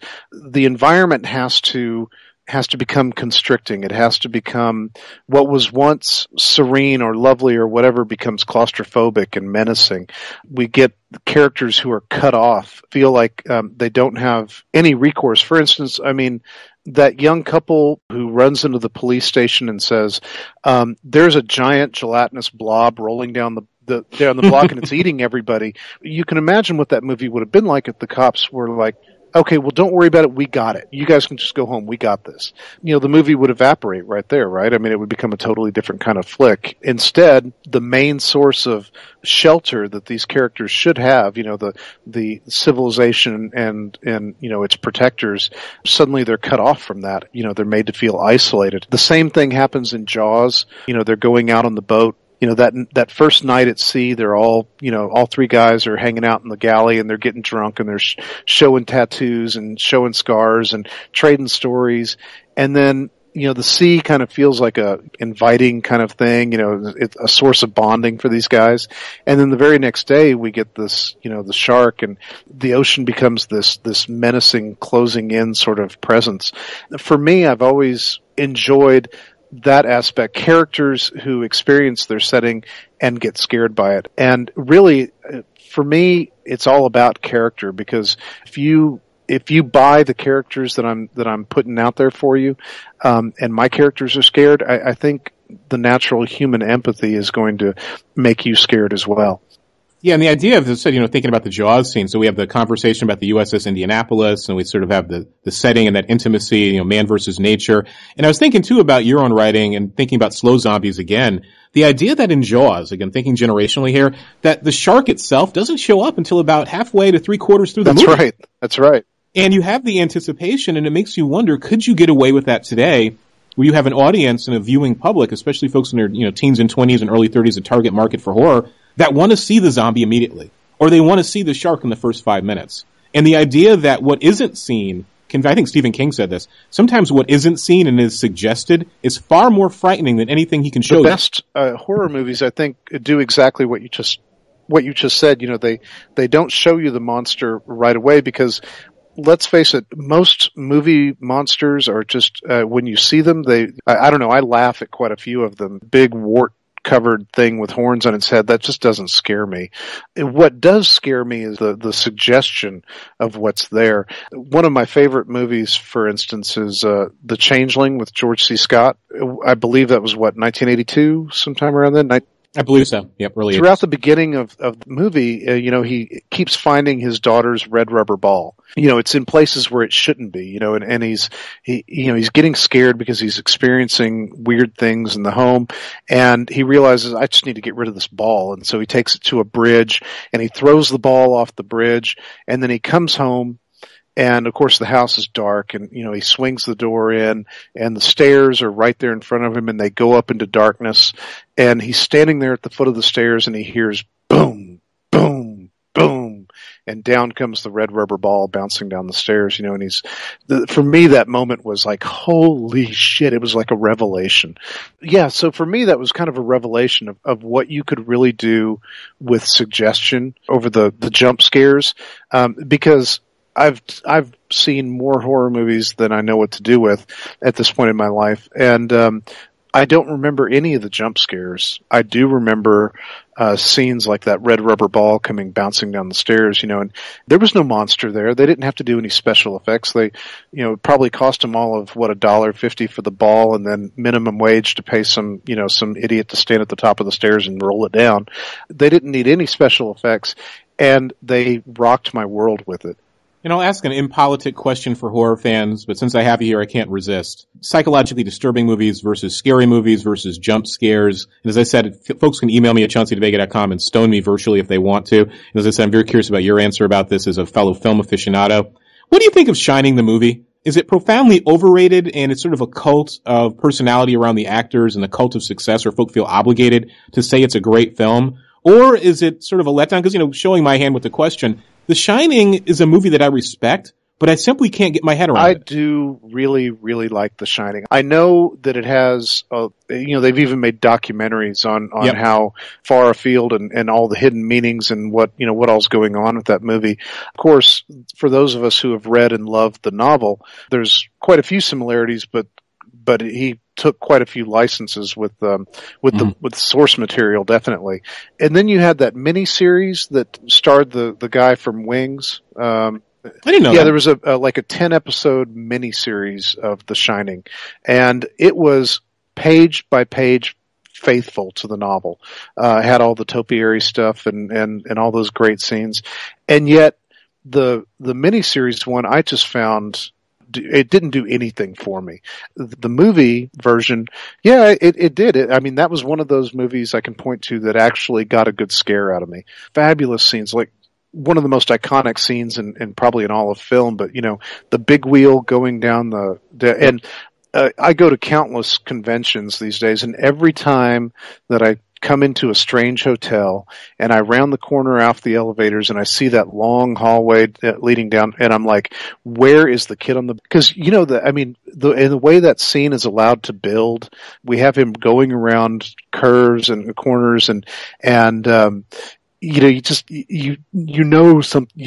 of us who, by this point, everybody knows what's coming. That first time you see it, you're like, is this the corner? Is this the corner? Where is it? Where is it? Where are those two little girls that are all cut up and murdered? So I dig the movie. I do. And I take it for what it is, that it's not truly faithful to the book, and that is kind of a big deal for me in a lot of things. For instance, World War Z was a horrible adaptation. Oh God! Well, all they did was take the title. They didn't. And what really is frustrating for me is World War Z is one of my favorite zombie books. The theme of that book was that for once in our history, we all kind of came together and got it right. We all sort of hauled our own weight, and we took care of what needed to be taken care of. There were no heroes. There were lots of people who played their part. And the movie gave us, Die Hard meets Resident Evil. It gave us a typical Hollywood action hero movie. And, it didn't even get the fundamental theme right from the book. I would have loved to have seen some of those scenes, like the evacuees. I believe it was India, where in South Asia, yeah. And then, of course, we didn't even get to see the Battle of the Bronx. That's right. What is the Battle of Yonkers? And Yonkers. Yeah, we didn't get to see that. Are you familiar with the Honest Trailers series that runs on YouTube? Yeah, I'm familiar with it, but I haven't seen the World War Z one. So how do they deconstruct Oh God, it? they do a great one on World War Z. At the very end, they show they could have used any of these things from the book, and they have this huge list of things that were in the book that obviously didn't make it into the movie. For that, I remember walking out of the theater after seeing World War Z just with my fists clenched and just angry. Like, why would they do that? Why? Yeah, I mean, there's a whole story there. You're probably familiar with it. I've read the book many times and was excited when I heard about the movie being announced. And then lo and behold, Brad Pitt has done interviews about this, made a lot of money, but basically apologizing to folk for the hot mess that the film was. So they had an amazing screenplay and script, and I forgot the gentleman's name. I think he worked on Babylon 5 and also did some comic book stuff. And folks have basically read it. And it was leaked for a few days before the studio pulled it. And quite literally, it would have been, a worthy successor, I'm not exaggerating, to Night of the Living Dead. Wow. And the studio execs read it and basically said it's too literate for the audience, and we need to change everything and basically throw it out. Wow. It's one of the great, what ifs in terms of Hollywood films. Wow. Yeah, I'm sure you can probably, if you look hard enough, I'm sure it's on torrent somewhere, some enterprising person can find it. And I went to the film just already knowing I was going to be disappointed, and I said the only thing it has in common is the title, and barely at the very ending, sort of the hint of human resistance. So, Joe, I had an obvious question. As I said, I alluded to it when we began our conversation, thinking about how you approach craft and your professional experience and how your writing, from my point of view, and I'm sure this is why you're so popular and won so many awards, really resonates with this tone of realism.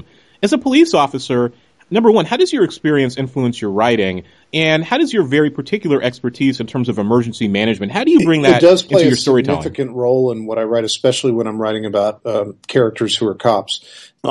You asked about the critical incident management side of it. Back when I was working with the Emergency Operations Command, one of the things that we did was to anticipate the kinds of emergencies that San Antonio is likely to face and then figure out what our response to those emergencies are going to be. Here in San Antonio, we have to worry about flash floods and in some cases fires, but, obviously we don't sit on a fault line, so we don't have to worry about earthquakes and we don't have to worry about a volcano erupting underneath our city. One of the big things that we do have to be concerned with, though, the evacuation of coastal cities and their population relocating here to San Antonio. That happens quite a bit because, we're just far enough inland that we don't have to worry about a hurricane being anything more than a gentle shower for our lawns. But we're close enough that, Houston, New Orleans, Corpus Christi, any of the major cities along the Gulf Coast could evacuate to here in San Antonio. And in fact, that's been done several times. Houston during Rita, New Orleans, of course, during Katrina, which was the big one. So when I was with the Emergency Operations Command, one of the things that we did was anticipate how to handle that and come up with those strategies. And so when, in fact, it did happen and Katrina came in, it was amazing for me to see some of the things that I had been a part of coming up with actually put into motion and actually really working. Of course, I used that same knowledge to put together the backstory behind my Dead World series, where Houston is hit by 5 massive hurricanes within the span of a few weeks. The zombie virus kind of pools together and comes out of that chemical soup and all the dead bodies rotting in the floodwaters. So all of that, obviously, it plays a huge role in what I write. And based on my experience within the police department, I know all kinds of I know all things about the city's infrastructure, all the different ways that the city can basically be blown up.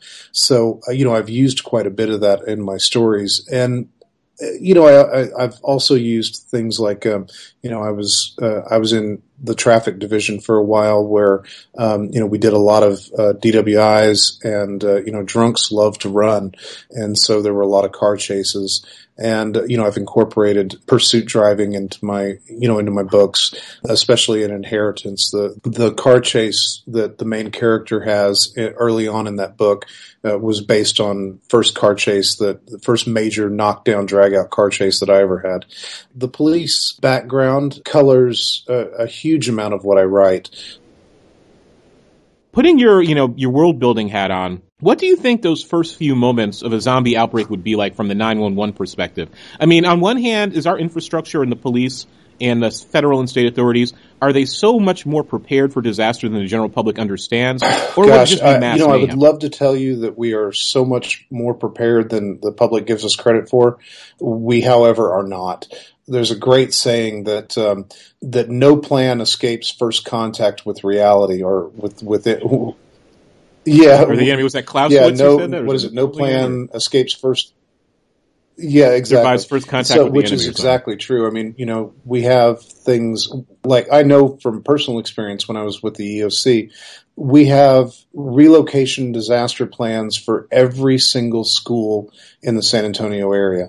Yet, when it comes right down to it and you get, say you had some massive incident going on at a school, God forbid, but you would get parents coming from everywhere.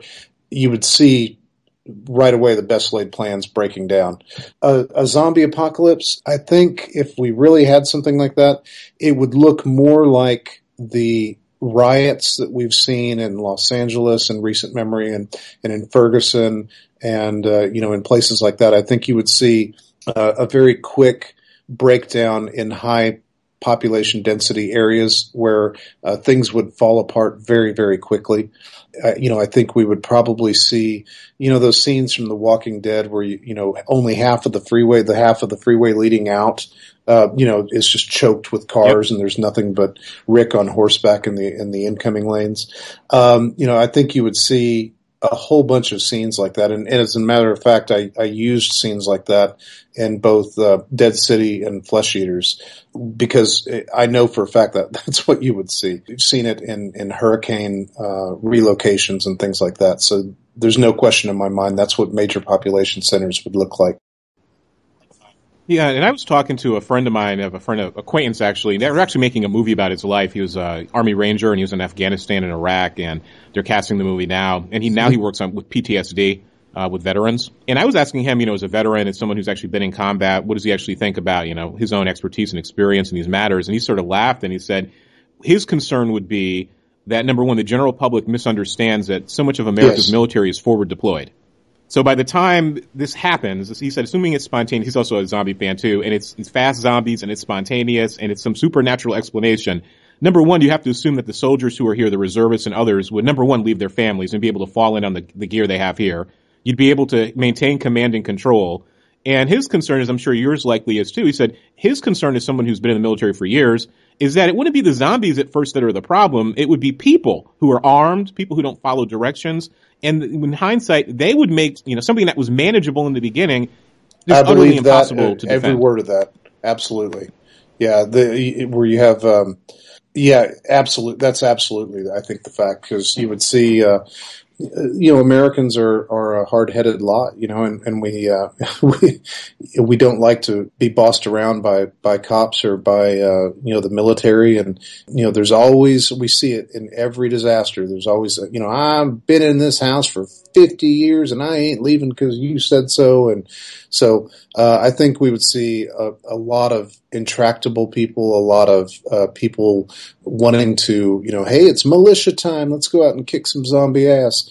I think we would see a lot of that. I think we would see our plans kind of crumbling. Not that we have a plan for dealing with zombies.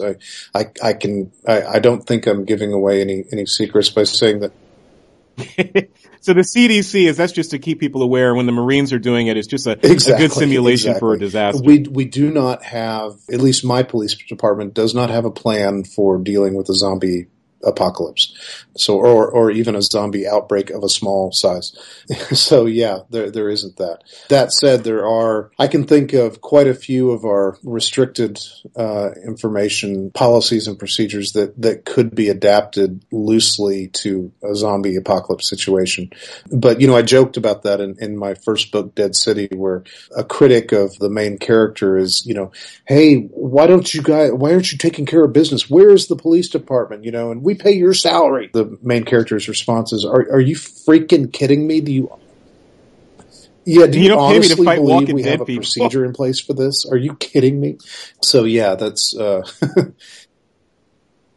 Yeah, and in some of the other research, just one other question on world building, because I said, this is really interesting in terms of the stuff that sometimes makes for a good story doesn't necessarily reflect reality in a very accurate way. So I'm thinking in terms of my own research, I've been reading a lot about public health and the Black Plague and how the plague was managed in Europe. And then obviously trying to read academic articles that folks have written about zombie outbreaks and looking at the mathematical, is it going to be arithmetic? Is it going to be exponential? How would you contain this?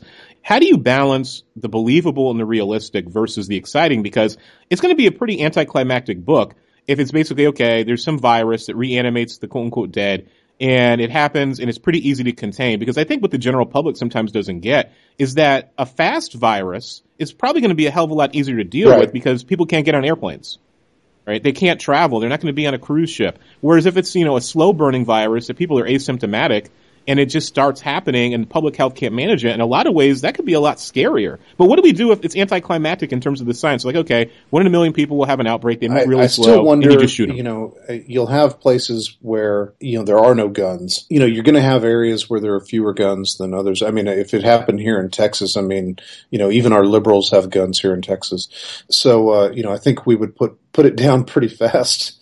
I don't know. I think you're absolutely right that a slow-moving, slow-burning virus would really devastate things. But if we had a quick one, imagine the study that would go on that. You'd have scientists writing papers for 200 years on that. So I think it would, even though if it were small, I don't know if it'd be anticlimactic because it would stay at the forefront of our culture for decades to come, maybe even hundreds of years to come.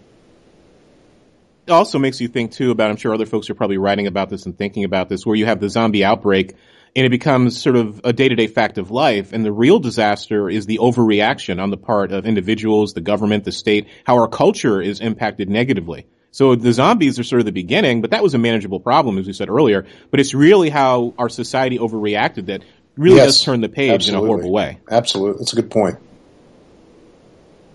Conventions. So when you go to, are these literature horror-con conventions or zombie conventions? I mean, what has that experience been like, going from being a fan to now a writer to now someone that folks show up to see? Well, that's the weirdest thing of all is we had talked about preppers earlier in the show. I remember being I think it was in Los Angeles, and the room was huge. We had probably 400 people in the audience for the zombie panel. Some guy in the back of the room during the question and answer part of the panel says, "Hey, Mr. McKinney, I want you to know I've got the bunker all set to go. We are ready." And I remember smiling and thanking him for that. Thinking to myself, "Oh my God, did I cause this?" But conventions are a ton of fun. At this point, I usually only attend the ones that are focused on writers and the more literary focused conventions. There are plenty of conventions out there that do both writers and movies and stuff like that, and those are fun too in their own way. But I remember at one convention that I was at, and I was there was at the table with a couple of other writers. People would come by and they'd go, "Oh, what have you? Oh, books." Ugh. And walk off, and I was like, "Why am I here?" Anyway. I do prefer the literary focused conventions. There are a bunch of them out there. Yeah, but they're wonderful experiences, and I always come back from them feeling like my batteries have been recharged. And it's a great place, to reach out and meet people who I still am not used to having people come up and go, "Oh my God, I've read, all your books," and like, really? Neat. What does that feel like when you think about, you had the manuscript by hand, and now you've written a number of books, you've won awards, and now folk follow you and know who you are. I mean, what was that first moment like when somebody said, I read your book, I have it, can you sign it? What did it feel like? Or, oh my God, I'm a huge fan. Was it just unbelievable? Yeah, it really was. I for years, people would say, I'm your biggest fan, and I'm like, I don't have fans. I should stop that. It was something in me just kind of didn't want to, I don't know, it felt like if I made that, if I said the word that I would somehow, become too big-headed for my own good or whatever. Kind of learned to deal with that, now, but it's still kind of a weird feeling to have people come up and say, "Oh God, I love your books." It's a weird feeling, but a wonderful feeling. So.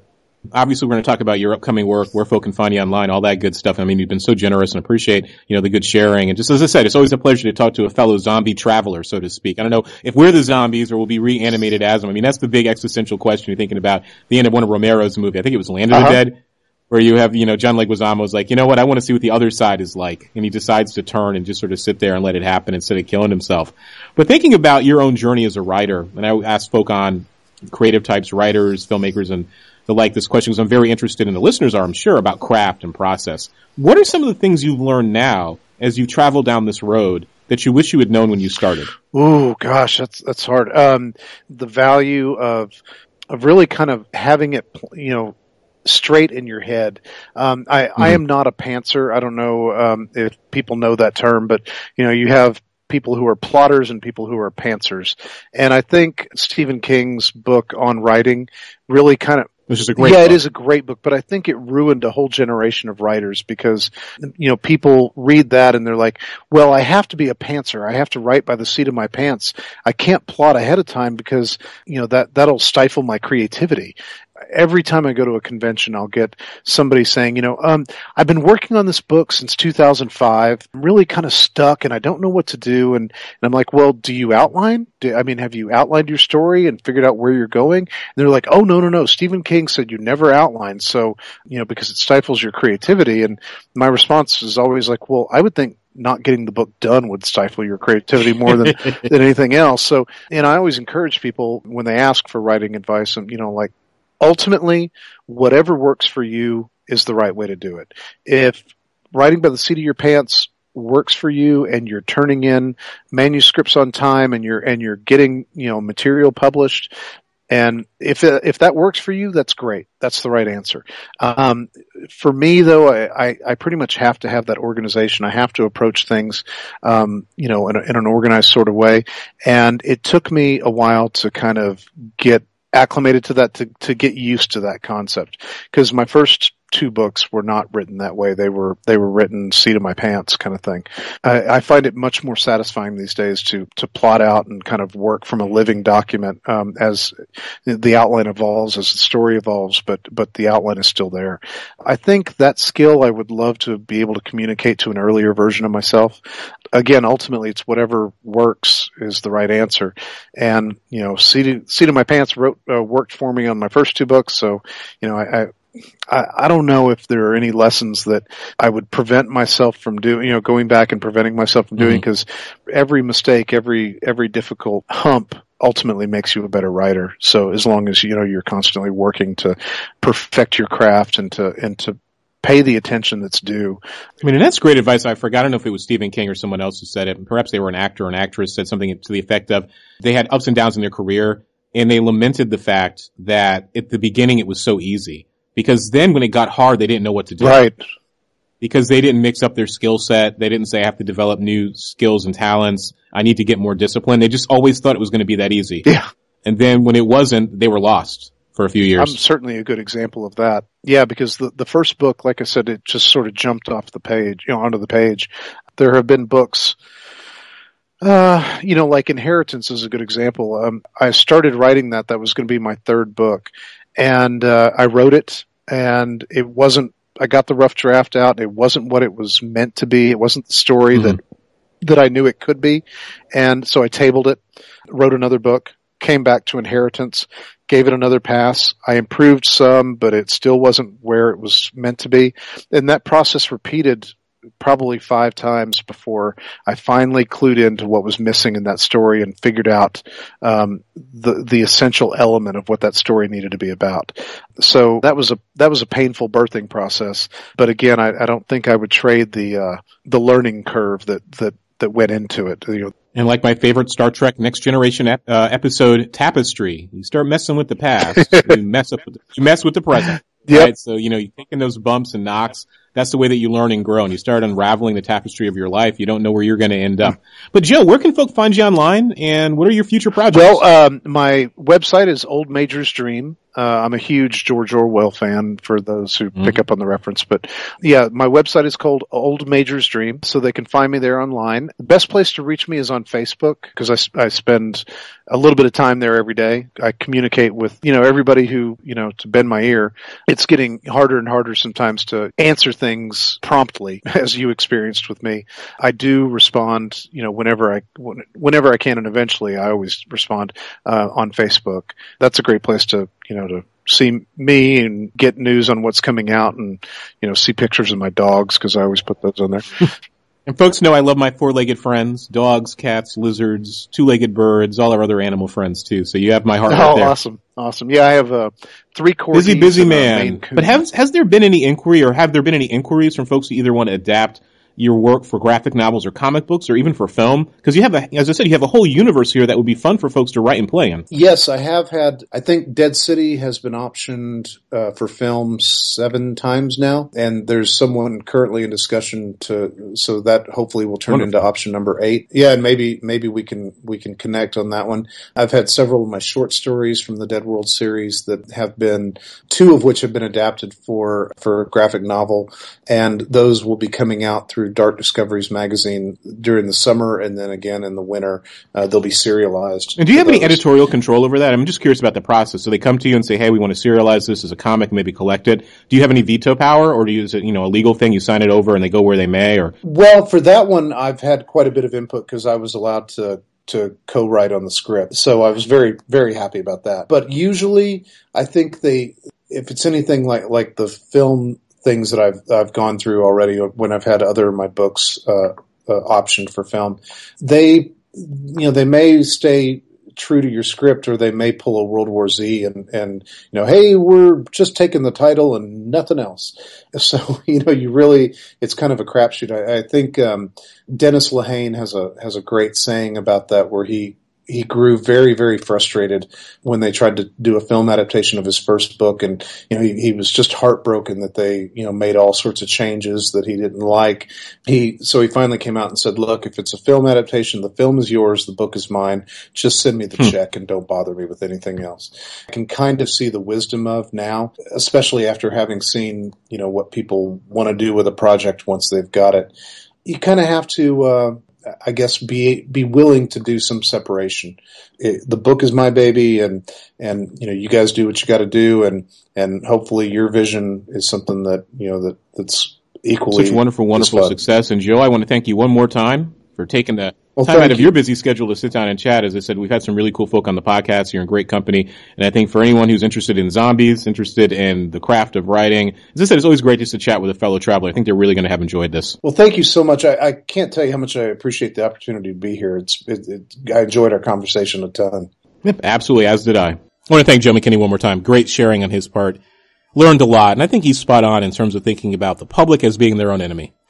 And the idea that the military and the police could actually stop a zombie outbreak in a moment of mass chaos and mass disorder, I absolutely agree with him. That it would, pardon my French, be a doo-doo show. I won't say the S word. I'm trying not to swear. But it would be a hot mess. And the idea of world building. I mean, Joe McKinney, great ideas there. And I think he's also spot on in terms of this critique a lot of fans have. When they read a novel or see a movie, well, I wouldn't do that. And when I hear folks say that, I was like, okay, how many of you ever been in a fight? How many of you have ever seen a zombie? How many of you would deal with a moment of the unimaginable? I bet most folk would be sitting there with cement feet pooping and peeing themselves. Because how would you be able to comprehend the incomprehensible? It would be mass mayhem. And the best storytellers, I mean, this is why I love zombies. You could do anything with a zombie. It is the ultimate metaphor, and it really is a gift from the United States. I know we can talk about the Haitian, French zombie tradition, but Romero zombie is an American art form, an American culture tradition, and really a gift to the world. Truly a gift to the world. And I just want to thank Romero too, because he made this thing. Romero made this for us. And we have a sacred obligation to try to do the best storytelling we can do in that context. And for those who are wondering, I'm not caught up with The Walking Dead. I have such a love-hate relationship with that show. I really do. Love-hate relationship. And Brother Tyrese, man, he went off on that train. You see him? He was pissed. People running him down. He's a man. He's a man. Folks will get my WWE reference there. Back to a late, thank God, I hope he's not late. Back to the great professional wrestler known as Kamala. Love out there to the smart marks. But again, thanks to Joe McKinney. So I'm going to tell you a quick story. My own vanity. I have surrendered to it. And I believe in being real here on the Chauncey DeVega Show. This is why we listen. This is why we chat. This is why we converse. And this is why you guys have given me so much love and have provided me great opportunities to get retweeted by the Incredible Hulk and Paul Heyman, and to interview the wonderful folks like Joe McKinney and others who've kindly sat down in the virtual bar, salon, and chopped it up here on the Chauncey DeVega Show. So I was on the bus the other day, closer to 40 than 30, trying to exercise more often, trying to fight Father Time. But I did put my picture into that Windows program that guesses your age, and apparently black men in their 30s apparently look like they're 12 years younger than they are, but black kids, I put a childhood picture in there, look 5 years older. Maybe that explains why the cops are killing us. Some sort of perverse infantilization and adultification at the same time. Black and brown folk, Black African Americans, are made children for purposes of civic responsibility and participation, and made adults for purposes of killing us. That's some real talk right there. That wasn't written down. That's not scripted. We don't work from a script here on the Chauncey DeVega Show. That's real. So I'm on the bus, and woke up a little late, slept hard, one of those weird sleeps, and I'm sitting there going to work, trying to get my notes together. And this kindly older black lady, she looks over at me, and she says, "You have beautiful eyes, but you look so sad. You have circles under your eyes. Have you been crying? Whatever it is, it'll be okay." And I said, "No, ma'am, I haven't been crying. Thank you. But I didn't know I looked that bad." So we both started laughing. Folks know there are occasions in life where you have to wear makeup for professional purposes. I got my skin regimen. I got nice skin, so I've been told. Nice skin, so I've been told by the ladies and others. That's because I moisturize. Put the olive oil on the body. Olive oil is good for the skin. In the hair. Get the Anthony for Men lotion. Now, I do have feet like Shaka Zulu, and that's intentional. That's to put out fires and to run in flip-flops or without, like Shaka Zulu did when he fought the British and others. So that's just one of my personal surrenders to my humanity. But I try to take care of cocoa butter too. Try to take care of myself, my skin. So I said, I got to start wearing some under eye makeup. So I did some research. That YouTube thing is plentiful with information. So I said, there's a huge market for skincare products in East Asia and South Asia. Apparently in Korea, the average man uses more than a dozen skincare and other types of products apparently on a daily basis in Korea. Ain't that something? I'm all for that. It's expensive, but I can get myself into that. Take care of yourself. So I say, I got to get some under eye cream, some concealer to cover this stuff up. Cause something's going on. I drink more water, go to bed earlier. I don't know. Maybe it's just time beating me up. Cause I got to stay beautiful. I got to stay sexy. Got to. I know I'm a sexy beast, but get older, you got to take care of yourself.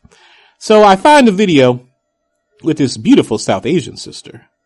She and I can go on Space Mountain for real.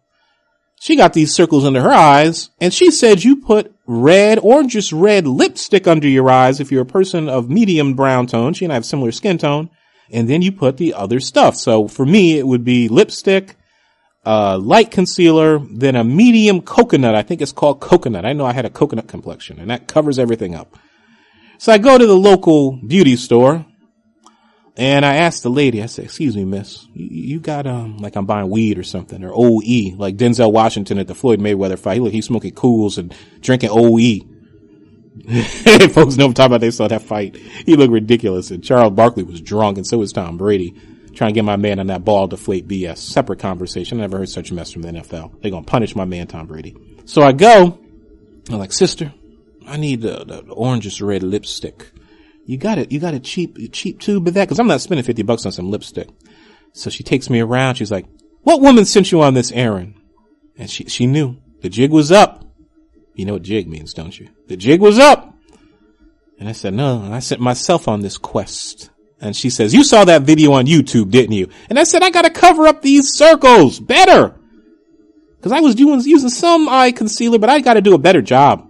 And she and I searched and we found one. It's a coral color. And I said, will this irritate my skin? And she said no. So I've been experimenting. And it's really exciting. I recommend this under eye stuff to any man. I'm telling you, a little swag in your step. So you get the lipstick on, you get the other stuff, and you blend it with the finger. Get some you gotta get some makeup remover before you go to bed. Get that stuff off your skin, mess your skin up. But I felt good. I don't think that elderly sister on the bus will be making fun of me again. So that's my way of giving much love out to the women out there who have to go through this daily regime. Or twice a day regime, or regimen, however you want to emphasize the cadence and the syllables and the meaning there. But much love to the women. But I'm telling you, I'm on this now. I may start doing something with the feet. I may have to start attending to the feet. So that's Chauncey DeVega's moment of vanity and a random story to share with all of his friends here. All of you good people who listen to the podcast. Really respect and love you all. And as always at this point, if you like the podcast, please tweet, share, and download it. Favoring it and liking it on iTunes is really, really important. Subscribe to it in Stitcher. Tell your friends. And if you really like what we're doing here on the Chauncey DeVega Show, you know we don't advertise. I've had opportunities for feature content. I don't do it for the foreseeable future. I do not think I will do it because we have a twice-a-year fundraiser and have other folk who kindly support and donate resources to the website on a consistent basis. I love you all. I appreciate it. That positive energy means a lot to me. But if you are so inclined, and if you have the resources, because I'm the worst fundraiser ever, you all know that.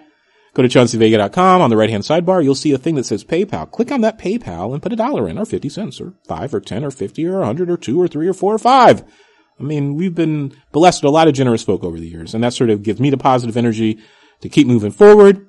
That symbolic and material gesture means a lot. And as I always say, is the worst fundraiser in the known world, first world problem again, take care of your friends, your family, your pets, all those other people. Take care of them first. And if you got a little left over for the fundraiser next month, you know we do one.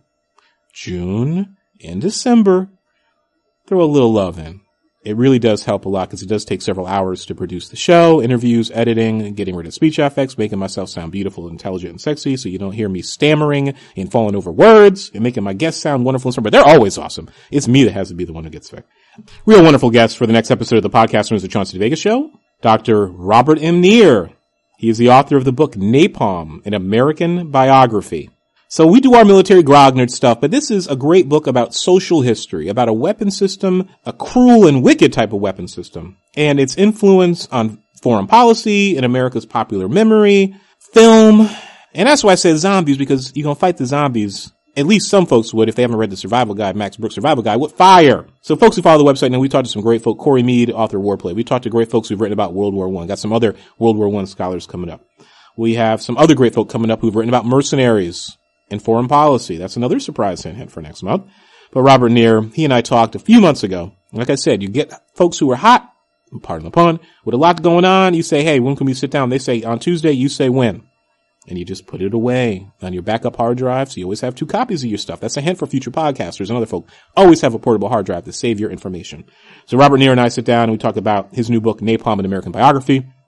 And he and I talk about history, foreign policy, cultural politics. And I was really curious about the folks who invented this horrific and hellish weapon here in the United States, those scientists and engineers, and how they thought about their role in history. So we talk about that as well. And of course, the iconic image from Vietnam of napalm, and the horrible injuries it afflicted on the innocent people of North and South Vietnam.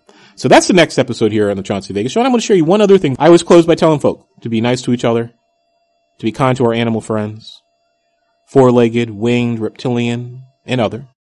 And I always say, reach out and call and talk to someone who you have not spoken to. Maybe because you had a falling out, maybe because time just pulled you apart. So I have a very dear friend I have not talked to you on a consistent basis in probably 7 years. And he and I like brothers, and still are. I mean, if he called me and said, Chauncey, I'm in trouble, I'm on the next thing smoking to be there. And he and I even know, I know what was the cause of our fissure in our friendship. And out of the blue, I said, you know what, life is too short. I'm going to follow my own advice. So we ended up texting each other, and we're going to be talking. If not this week and next week. He's a family man. He's got a lot going on. We got a lot to catch up upon. And I wish I had done that earlier because it was so easy. So I just want to tell folks, I try to follow my own advice because life is too short. Say that with me, folks. Life is too short. And you got to follow through because you just never know. So there's your little update on Chauncey DeVega's makeup, reaching out to friends, following his own advice. And again, next episode of the Chauncey DeVega Show, Robert Neer, author of Napalm, an American Biography. I think you're really going to learn a lot. I think you're going to enjoy a lot. And I think, again, this is the nutrients we try to bring you here. Healthy knowledge, filling up that brain, filling up that space between our two ears. And I want to thank all of you for listening to, sharing, and downloading the epononymously named podcast known as the Chauncey DeVega Show. I look forward to talking to you in the future. I look forward to reaching out via these internets. And I so look forward to our next episode. You be well, be safe, and do something nice for your friends, your family, and for a homeless brother or sister that you see on a daily basis. Send some good energy out there. Make you feel good. Until next time.